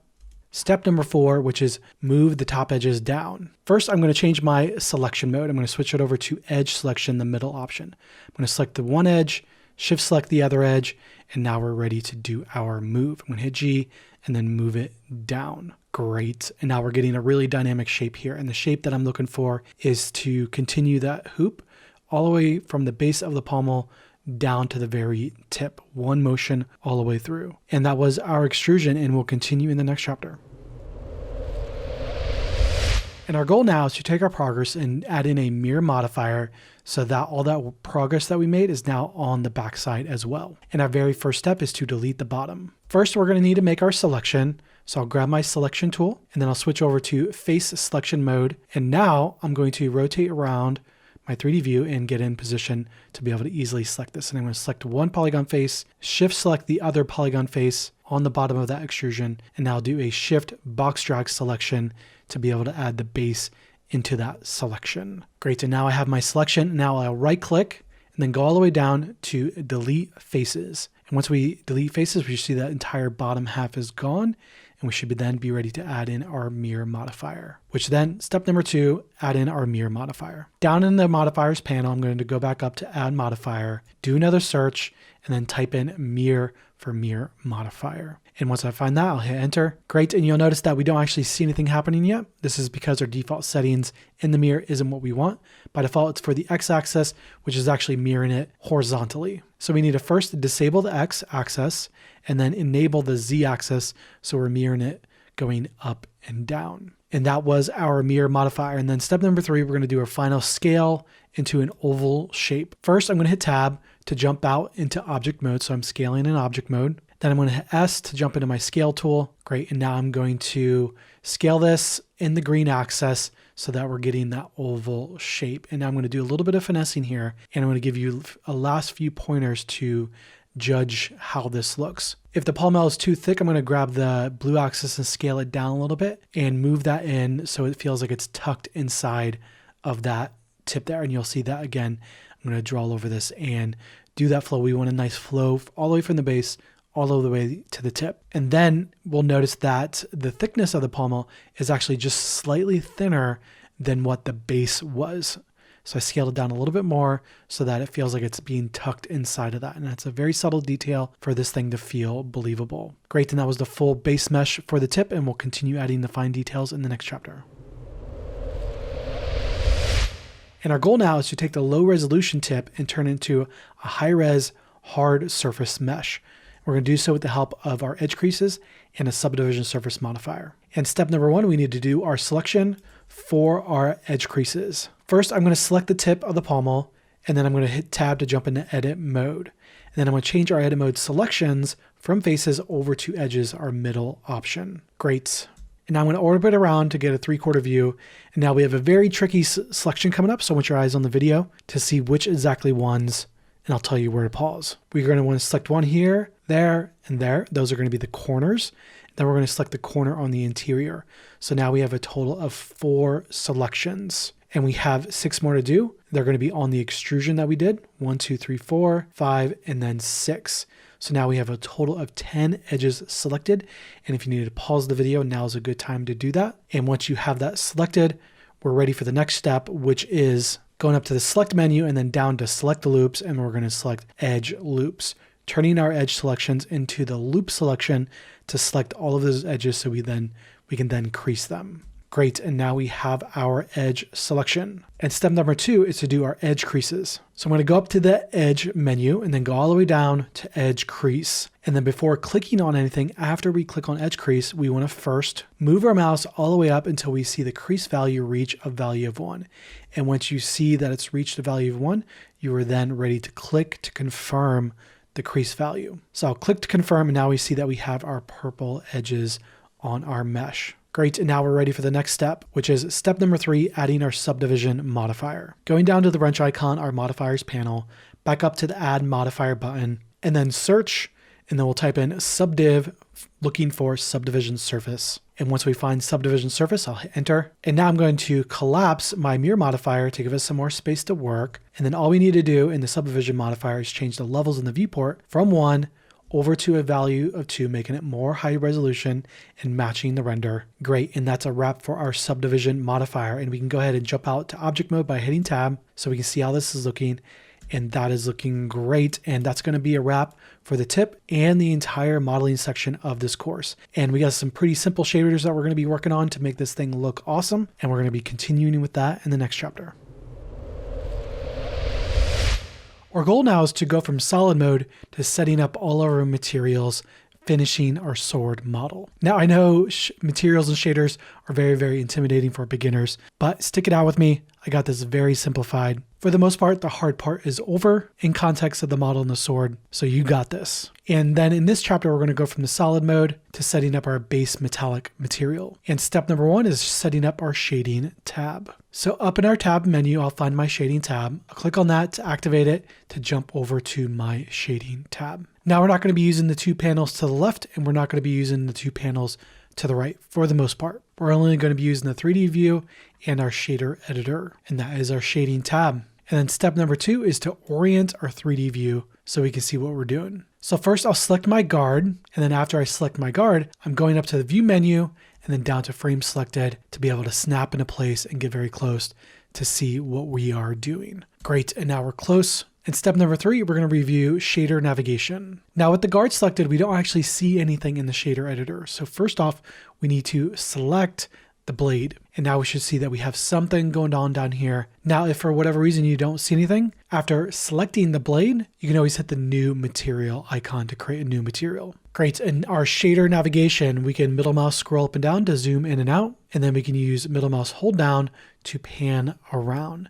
And laptop controls, it's going to be the same thing as what the 3D view is. Great, and that was our navigation. And step number 4, we're going to set up the metal material. The 2 new parameters we want to get to know are going to be metallic and roughness directly below the base color. I'm going to click and drag on the metallic, bringing it all the way up to make it fully metallic. Great, it's going to be a value 1, and then I'm going to bring down the roughness. The lower we go, the more clear the reflection is going to be, and I'm going to set that value to a value of 0.2. Great, and that is our metallic and our roughness, and now we have a metallic shader, and we'll continue in the next chapter.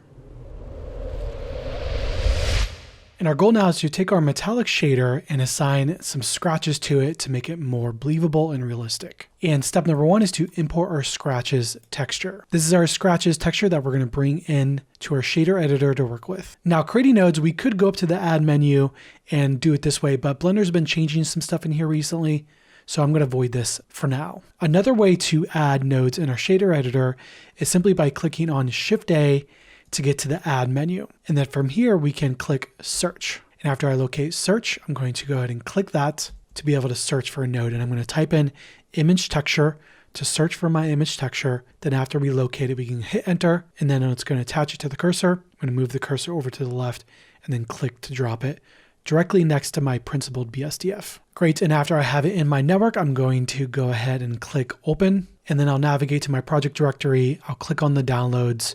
Inside of downloads, the same project directory that we've been working with. And then inside of there, I'm going to click textures. Then inside of textures, I'm going to locate the scratches.jpg. Select that and then click open to open this up and bring this inside of Blender.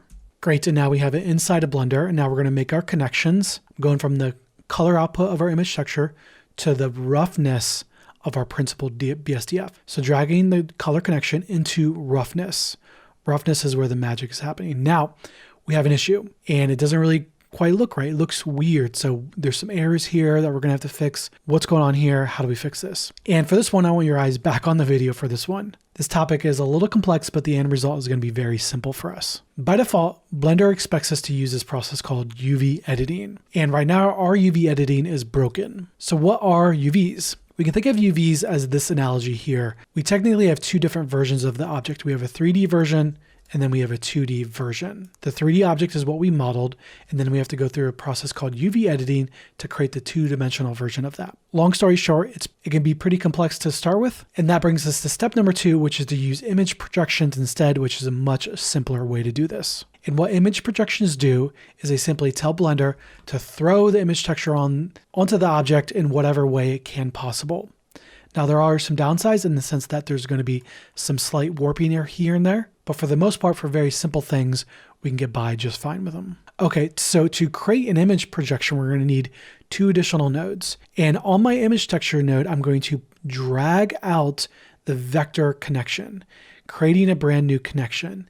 And then you'll notice as soon as I drop it, we get access to a search. Now we can search for a new node and a new connection to be able to connect into this. I'm going to type in mapping, and then we're going to look for the mapping vector connection. And as soon as we find that, I'll go ahead and hit enter, and it's going to be attached to the cursor, and then I'll click and drag to drop it down into the shader editor, and now we have our mapping node. Great, and now we need one additional node.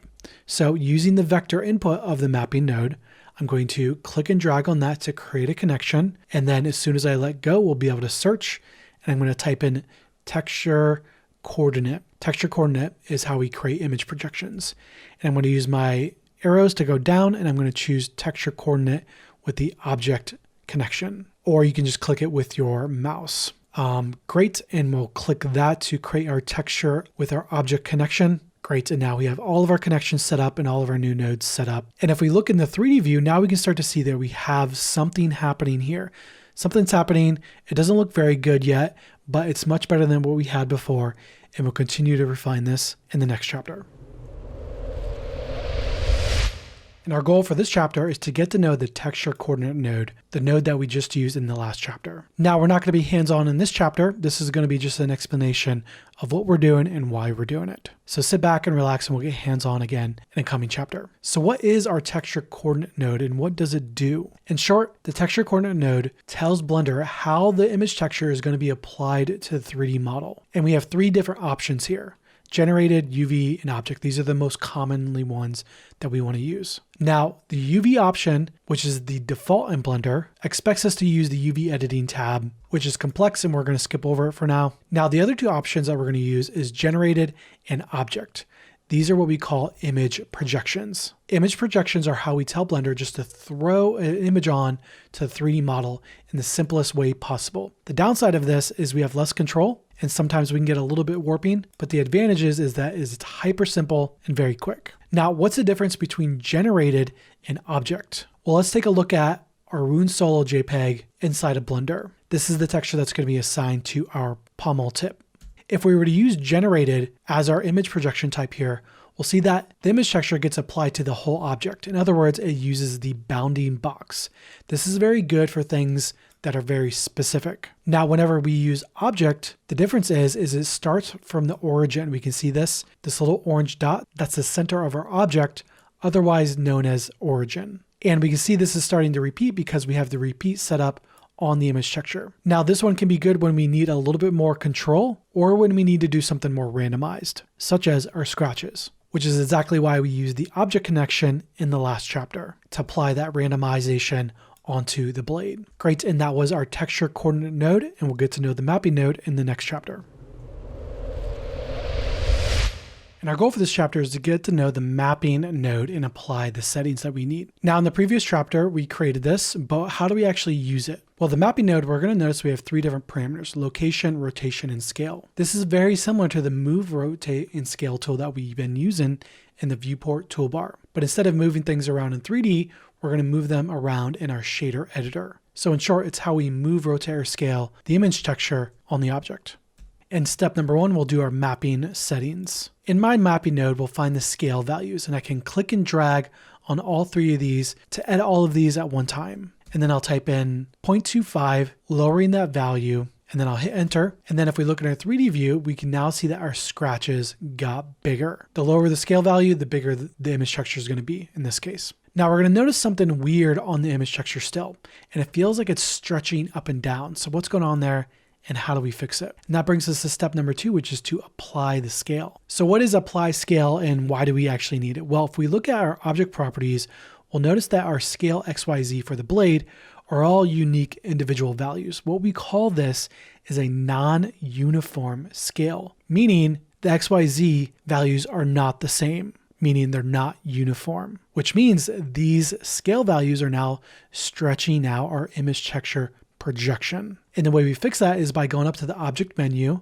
and then down to apply and then over and down to scale. Object, apply, scale. And what that does is it creates a uniform scale on the object, resetting the scale values. Great, and now we'll see that the image texture is no longer being stretched and it looks much, much more natural. And if we were to look at the scale XYZ values now, we'll see that they're all set to 111 without actually resizing the object in our 3D view. And that was our apply scale. And then for step number 3, this is just going to be a bonus tip. You don't have to do these next steps. And as a bonus, I'll go through how the location and the rotation works. First, if I use shift and click and drag on these parameters, we can now see that we're moving this image texture up and down. The Z value doesn't work because we're working in 2D space right now. So that's moving it with the location parameters. Now we can also rotate it by using the rotation parameters. X doesn't work, Y doesn't work, but in this case, we can rotate it with Z. Great, that is our location and our rotation. I'll click and drag,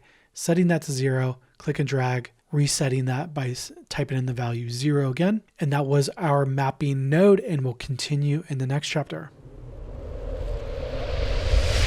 And our goal now is to take our scratched blade material and assign our runes and make it glow. And this is your reminder to file save and then file save incremental to lock in your progress. And step number 1, we're going to do our network setup. So to start, I'm going to expand the parameter called emission. Emission is how we make things glow on a material level. And then I'll locate the color parameter that's under emission. And then I'm going to click and drag off of that to create a new node and a new connection. I'll let it go to be able to search, and then I'm going to type in mix color. Now, Blender's been changing this name recently. Sometimes they call it mix RGB, sometimes they call it mix color, sometimes they just call it mix. So if you're on Blender 4.0 or greater, it should be called mix color. Great, and then after I hit enter, it'll be attached to my cursor, and then I'll just click to drop it back into the shader editor. Great, and then on my mix color, I'm going to locate the parameter called A. We're going to click and drag out of that to create a new connection. We're going to do another search for image texture, and then we're going to use the color output for that. When I hit enter, it's going to be attached to my cursor. I'm going to click to drop it, and there we go. Now another node, another connection inside of the image texture. On the vector input, I'm going to click and drag out to create another node, do a search for mapping vector. Then as soon as I find mapping vector, hit enter, and then click to drop it into my shader editor. And then we have one more node to set up. In the vector input of our mapping node, I'll click and drag and then let go to be able to search. And then I'm going to type in texture coordinate. And this time, instead of doing object, we're going to do the top one, which is texture coordinate generated. Great. And the reason why we're doing generated this time is because we have a very specific texture that we're going to be assigning, not a randomized texture. In other words, I've preset this up to work with generated. Great, and there's going to be my final node network for that setup. And then step number 2, we're going to bring in our runes image texture. So on my image texture node, I'm going to find open and then click open. Then I'll find my textures directory and then locate runes.jpg. And once we find that, we'll go ahead and select it and then click open. Now, by default, we still don't really see anything happening here. So what's going on? How do we fix this? And that brings us to step number 3, which is to apply our emission strength. By default, our emission strength is set to 0. We're going to select 0, and I'm going to enter a value of 100. Then I'm going to hit enter. And now we should start to see that we have something in our 3D view. It's not perfect. It's not quite there yet. And we'll finish this off in the next chapter. And we're continuing to work on our runes. In this chapter, we're going to start applying our network settings so that it doesn't look stretched, and so it's colorized. In step number 1, we're going to set up our mapping settings. So first I'll locate my mapping node and locate my scale parameters. So on the scale Y, I'm going to set that from a value of 1 up to a value of 5. And then what we're going to see is that scale value now doesn't actually stretch because we're repeating the texture over and over and over, one making it smaller, but also spread across the entire object. So in this case, higher values of scale make the image texture smaller. And then step number 2, we're going to set up our color settings. So I'll locate my mix color node, and then under factor, I'm going to set this from a value of 0.5 over to a value of 1. And what that's going to do is say whatever values we set here, colorize it fully. So in other words, a value of 0 is turning off the node, whereas setting to a 1 is saying apply these color settings fully. Now we can apply a color by selecting our color swatch to expand our color wheel. And then in the hue value, I'm going to set this to be a value of 0.5. Saturation, I'm going to set this to a value of 1. And then the value, I'm going to set this to a value of 1. What is all that? What are we doing here? Why did I set all those values? Well, hue is going to be what color we want. I selected 0.5 because that is what turquoise is in the color wheel. But if you'd like to play around, feel free to do that. And then I move saturation up to 1 to say, make it fully colored. If the saturation was set to 0, it'd be black and white, whereas 1 is fully colored. And then a value of 1 means make it as bright as you can, whereas a value of 0 would be black. So I'm going to leave off with a value of 1 there. Great. And then in the 3D view, we should start to see we have something happening here, but it doesn't look quite right yet. That is because our brightness is set to 100, which is going over a value of 1. So we won't start seeing anything until we do our bloom. And that's what we're going to be doing in the next chapter. And as a bonus tip, if you notice that your tip, the runes are repeating off the blade, don't worry about that too much just yet. We're going to be fixing that in the future. And our goal now is to take our runes texture and apply our render properties to make it glow and a few additional properties to help it look better. And step number 1 is to set up our ambient occlusion. So what is ambient occlusion? This is before ambient occlusion and then after. So before and after, we can see that we're getting a shadow effect, helping it feel a lot more realistic.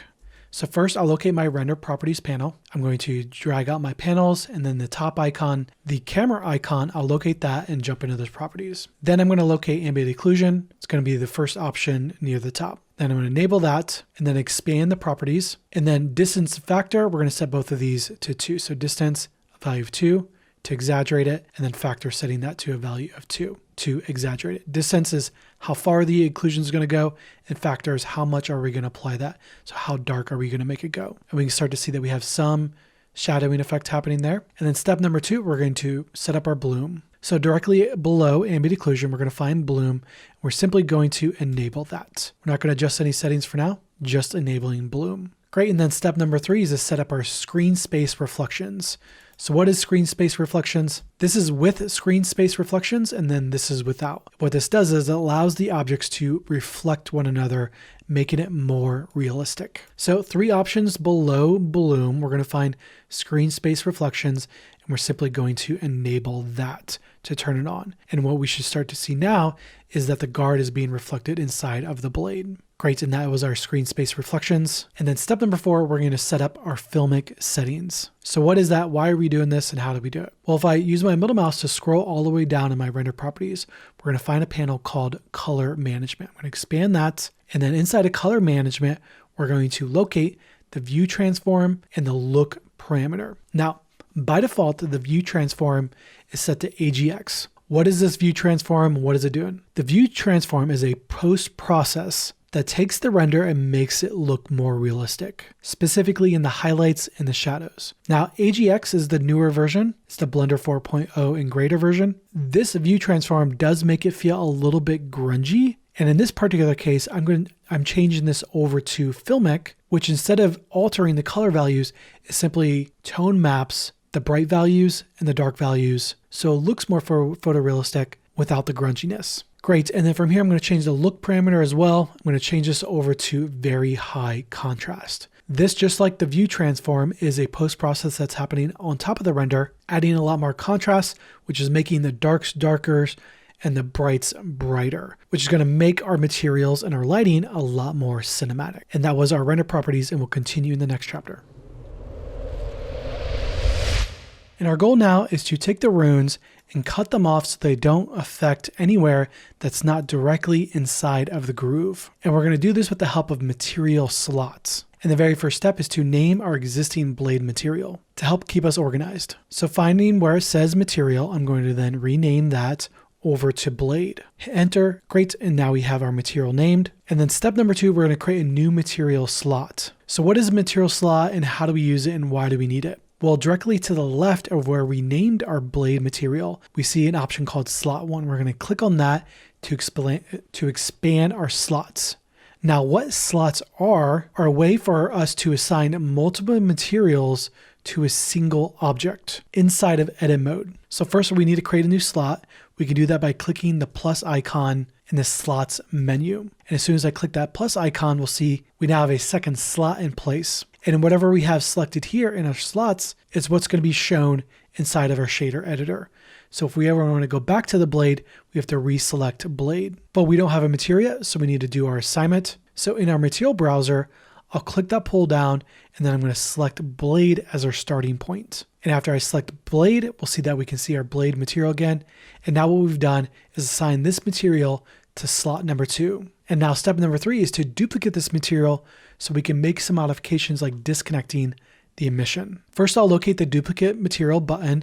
It looks like 2 paper icons stacked on top of each other. I'll click the duplicate materials icon, and now we'll see that we now have blade.001, our brand new material. I'm going to rename this over to be blade underscore no underscore runes. So blade no runes, and this will be our material that we have no runes on. And step number 4 is to disable the emission on this new material. So inside of the strength of our emission, I'm going to change that 100 value over to a value of 0, shutting it off completely. But after we set it to 0, we notice that we still see the runes. So what's going on here? Why is this working this way? Well, our slot 2 is what we're currently editing, and slot 2 is not currently assigned to this object in any way. Only slot 1 is assigned. So how do we fix this? And that brings us to step number 5, which is to assign the material. So first, inside of my 3D view, I'm going to navigate over towards our tips so we can see what we're doing a little better so we can perform our selection. Now, material slots, we need to be able to be in edit mode to do this assignment. That's the entire point of material slots, to assign materials to polygon faces in edit mode. And then we'll make sure we have our polygon faces mode activated, the option on the right, and then I'm going to select the 2 top polygons, and then I'm going to rotate around and select the bottom 2 as well, using shift selection there as well. Great, and now I have my 4 polygons selected. And now going back down to where it says slot 2, we're going to click on that. And now we're going to see that we have a brand new button to play around with. And that's our assign button. So whenever we're in edit mode, we get this assign button. And whatever material slot we have activated at the time is what's going to be assigned to those faces. So in this case, we're assigning slot 2 to those 4 polygon faces that we just selected. Great, and after I hit assign, we'll now see that this is all working and there's no runes on the very tip of our blade. And if I hit tab to jump back out into object mode, we can see that a little bit better. And that was our material slots, and we'll continue in the next chapter. And our goal now is to begin setting up the material for our guard. And step number 1, we're going to do another frame selected. So I'm going to zoom out here, and then I'm going to select my guard, and then do a view frame selected to be able to snap into place and orbit around a lot easier. Great, and that is our frame selected. Great, and then step number 2, we're going to assign a material that we're then going to duplicate and rename and alter its settings. So as we have the guard selected, you'll notice we don't actually see anything inside of the shader editor. So what we need to do is go up to our material browser, the sphere icon with the checkerboard. Then as we pull that down, we're going to select blade no runes, and we're going to use this as a template to start from. Great, and as soon as I sign that, we can see that we're getting something here, but we're going to need to make a lot of modifications. And before we do those modifications, we're going to go to step number 3, which is to duplicate and rename this material so we don't actually alter the original blade's material. So directly to the right of where we renamed our material, there's going to be a double paper stacked icon.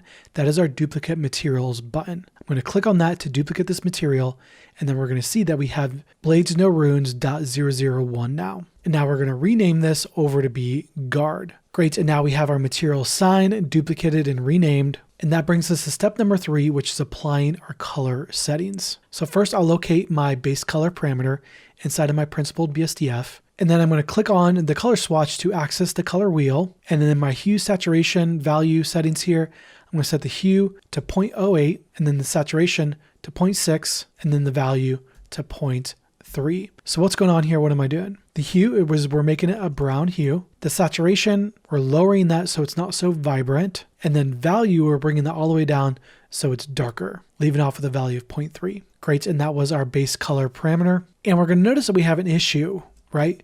We can see that we have some stretching going on with our scratches image texture. So to fix this, we're going to need to move to step number 5, which is setting up our box projections. So what are box projections and how do we apply it? Well, if we go back to our scratches image texture, we're going to find that we have our flat parameter. And what we're going to do is we're going to change that over to box. Flat is basically a 2-dimensional. It applies it from one direction, whereas box is going to apply it from 3 different directions, which is really good for box shaped things or something like this guard that has multiple sides. Great. And from there, I'm going to locate my mapping node, and then I'm going to locate my scale XYZ. I'm going to click and drag to highlight on all of those, and then set that value over to 0.5. So we're raising that scale value up just a little bit to make these scratches a little bit smaller on the guard, adding some additional details. Now we're going to notice if we look at this closer, our image textures, our scratches are currently stretched, just like the blade was. And if you remember the fix, it's going to be to apply scale. So we'll go up to the object menu, go all the way down to apply, then over and down to apply scale to set this to be a uniform scale. Then after I hit scale, we'll see that our scratches are now looking a lot better. Great, and that was our guard, and this is going to be my final shader network, and we'll continue in the next chapter. And our goal for now is to take our handle and set up our entire handle material network. In step number 1, we need to set up a new material. So first, I'll start by selecting the handle object, and then we'll notice that we have a clean slate inside of our shader editor. While I have my handle object selected, I'm going to click the new icon in the shader editor. And then afterwards, I'll go ahead and rename that material. We're going to rename it over to handle. Great, and that was setting up our new material. And then step number 2, we're going to set up our material network. So inside of my shader editor, first I'm going to locate the base color parameter on the principled BSDF. And then I'm going to click and drag the connection out, and then I'm going to drop it to do a search. And then in that search, I'm going to search for image texture, and then we're going to select the color option to automatically create an image texture node and plug in the color parameter. From here, we'll grab the vector input that's on the image texture, drag the connection out, and then drop it to search for a new node, and we're going to search for mapping, choosing the vector option. Hit enter, and then click to drop it in our shader editor. Great, and then we'll do the same thing for the vector input of our mapping node. I'll click and drag on the vector input to create a connection, and then I'll drop it to do a search, and then I'm going to search for texture coordinate, and then in this case, we're just going to do the top one, which is generated, but either generated or object would work in this case. And then I'll hit enter, and then we'll click to drop the texture coordinate node into the network. Now we're still not seeing anything, so what's going on? What do we need to do? That brings us to step number 3, which is importing our image texture for our handle. On the image texture node, I'm going to click open. Then inside of our texture directory, the same texture directory that we've been working with, I'm going to find leathercord.jpg, select that, and then open image. And then once I have open image, we're going to see we got some issues going on. What's going on here? Why isn't it working yet? And that brings us to step number 4, which is applying our final settings. So first, on the mapping node, we're going to locate the rotation Y value. We're going to set that from 0 over to 90 degrees on rotation Y. And that's going to rotate that image texture around 90 degrees. So now it's going in the same direction as our handle. And now we notice that there's going to be a little bit of a highlight here. So what is that? What's going on here? Well, we're going to locate our specular parameter that's on our principled BSDF. We're going to expand that, and then we're going to locate IOR level. I'm going to select that, change it from a value of 0.5 down to a value of 0. So what's specular? What's level? What's going on here? We can think of specularity as a reflection, and then IOR level is how much of that reflection do we want? So IOR, meaning index of refraction, it's a fancy word for how much reflection are we going to add. Now, if you're on an older version of Blender, that value is going to be called specular, and then you can just shut that off. Great, and now our handle material network is all set up and ready to go, and we'll continue in the next chapter. And our final shader network that we're going to have to set up is going to be the very tip of our pommel. And step number 1, we're going to assign the material. So first we need to select all of the objects that currently don't have a material. I'll start with the torus, and then I'll shift select the second torus, and then the third, and then 4th, 5th, and 6th objects. So I have a total of 6 objects selected. And now to assign a material, we'll go down to our material browser. I'll pull this down, and then we're going to select the guard. We're going to use that as a template to get started. Great, but we have a problem here, and that is only the very tip is being activated. So what's going on here? Why is it doing that? Well, the shader editor in general only works with one object. And that one object is going to be whatever our primary selection is, whatever the bright highlight selection is. And that's what currently is for me on my end, which is the Pommel Tip. And all the other objects that I've selected have a darker orange highlight. Those are the secondary selections. So how do we transfer this material onto the other ones? Well, we can go down to slot 1, we can expand our slot menu,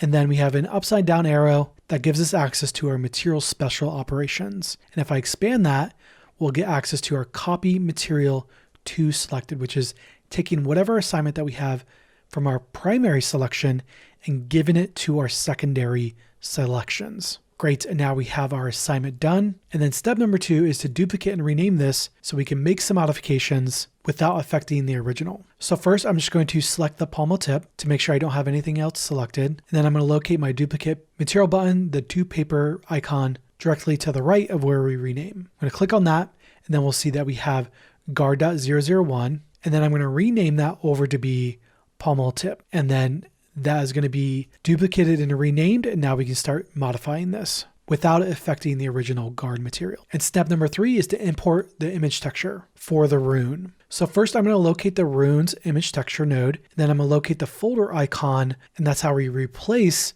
the image texture that's currently assigned to this network. And then once we get our dialog box up, I'm going to find rune_solo.jpg. This just has one rune instead of having that multiple runes that we assigned on the blade. I'll select that, hit open image, and there we go. But we got an issue. We're not seeing anything yet. So what's going on here? How do we fix it? And that brings us to step number 4, which is applying our final material settings. So first we need to boost up the strength from a value of 0 all the way up to a value of 100, the same as our blade. Great, and we're starting to see something, but it's not quite right. So I'm going to locate my image texture node, and then where it says repeat, I'm going to grab that, and then I'm going to change this over to clip. So what's repeat? What is clip doing? Repeat tells the shader network just to keep repeating the material over and over and over. Whereas with clip, it tells the material to only use this texture once and don't repeat it. And then we'll notice we have on our mapping node, the scale Y is still set to 5. We set this earlier with the blade when we needed the runes to repeat. That was a very specific thing that we did just for the blade. So I'm going to reset that by selecting the XYZ values, and then I'm going to enter a value of 1 and then hit enter to reset that. Now that we've reset the mapping node with the scale value, we also need to apply the scale on the object. So I'll go all the way up to the object menu and then down to apply and then over and down to apply scale. And then once we apply scale, we're going to notice we have one last issue to solve, and that we can see the rune showing up on the whole object now. And that's because of the bounding box. It's communicating with the bounding box, which is exactly what we're telling it to do, but we're going to need to update that in the next chapter. And our goal now is to fix the bounding box so that the rune fits directly inside of our extrusion. And the way we're going to do that is by separating out this interior into its own separate mesh. And step number 1, we need to do our selection. I'll start by going up to the layout tab so we can do some additional modeling. And then with my tip selected, I'm going to go up to the view menu and then down to frame selected to be able to snap into place so we can work a little bit easier. I'm going to hit tab to jump into edit mode. I'm going to grab my face selection mode. And then once I have my face selection mode, I'll then box drag select the inner triangle fan, and then we're going to grow the selection from there. After I have that selection, I can go now up to the select menu and then all the way down to select more or less. And now we can select more. And what that's going to do is grow the selection around the current selection. Great. So we see we now have one additional row, and we'll do that one more time. Select more or less. We'll select more. Great. And now we see we have our selection. And step number 2 is to separate out the mesh. With my selection, I'm going to go up to the mesh menu, then all the way down to separate, and then separate by selection. And what this is going to do is going to take that interior piece and turn it into its own object so it has its own bounding box. Great. And now we see we have orange highlight. I'll hit tab to jump out into object mode, and then I'll select my exterior and then select my interior. And now we can see that we have 2 separate objects to work with here. And step number 3 is to duplicate our material. I'm going to go back up to the shading tab. And once we're back in the shading tab, we're going to see immediately we're starting to get something happening here. So let's take a closer look. We can see now that the interior piece is looking great, but the exterior piece is still looking broken. So first I'm going to select the interior piece that has the rune on it, the one that we want the rune to be on it. And now I'm going to duplicate this material by hitting the double paper icon. And then from here, I'm going to rename, and I'm going to call this Pommel Runes. Great. And now we have that material done. And then step number 4, we need to fix our emission settings on the exterior tip. So I'll start by selecting the exterior tip. And then all we have to do is go down to the emission strength. And we're going to set that value to a value of 0. Shutting it off completely. Now we're going to see our rune is officially fixed, and that's looking great. And that's going to be a wrap for our materials, and we'll have a bonus chapter coming up next.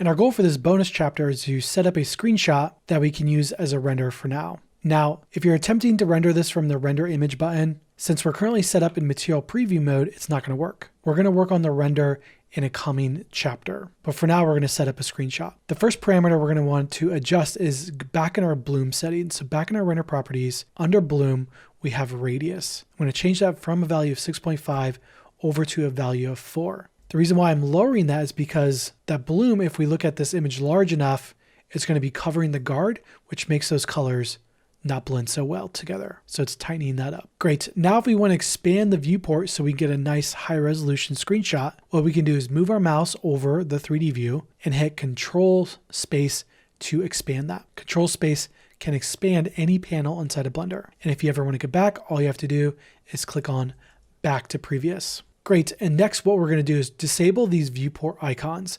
What this is going to do is turn off any of the gizmos, any of the grid, and it's going to make it look just like it would as if it was in the render. And then we'll go over to the viewport shading menu and we can adjust some options here. So for me, I have my world opacity set all the way down to 0. What that does is it disables the visibility of the background, or you can bring that up to a value of 1 if you prefer to have that back on. And another good option is the blur amount. The blur is going to control how out of focus or blurry the background is. And then rotation as well, we can click and drag on that to rotate that lighting around. I left off with a value of 77 there. Great, and that is our viewport shading menu. Now to do a screenshot on Windows, you can use the Snippy tool. There are Mac OS equivalents to this tool as well. In this case, I'll hit New and then click and drag over top the entire image. And as we go, we'll slowly start to build up an environment and do the actual full render in a coming chapter. And that's going to be a wrap for our sword model, textures, materials, and our shaders.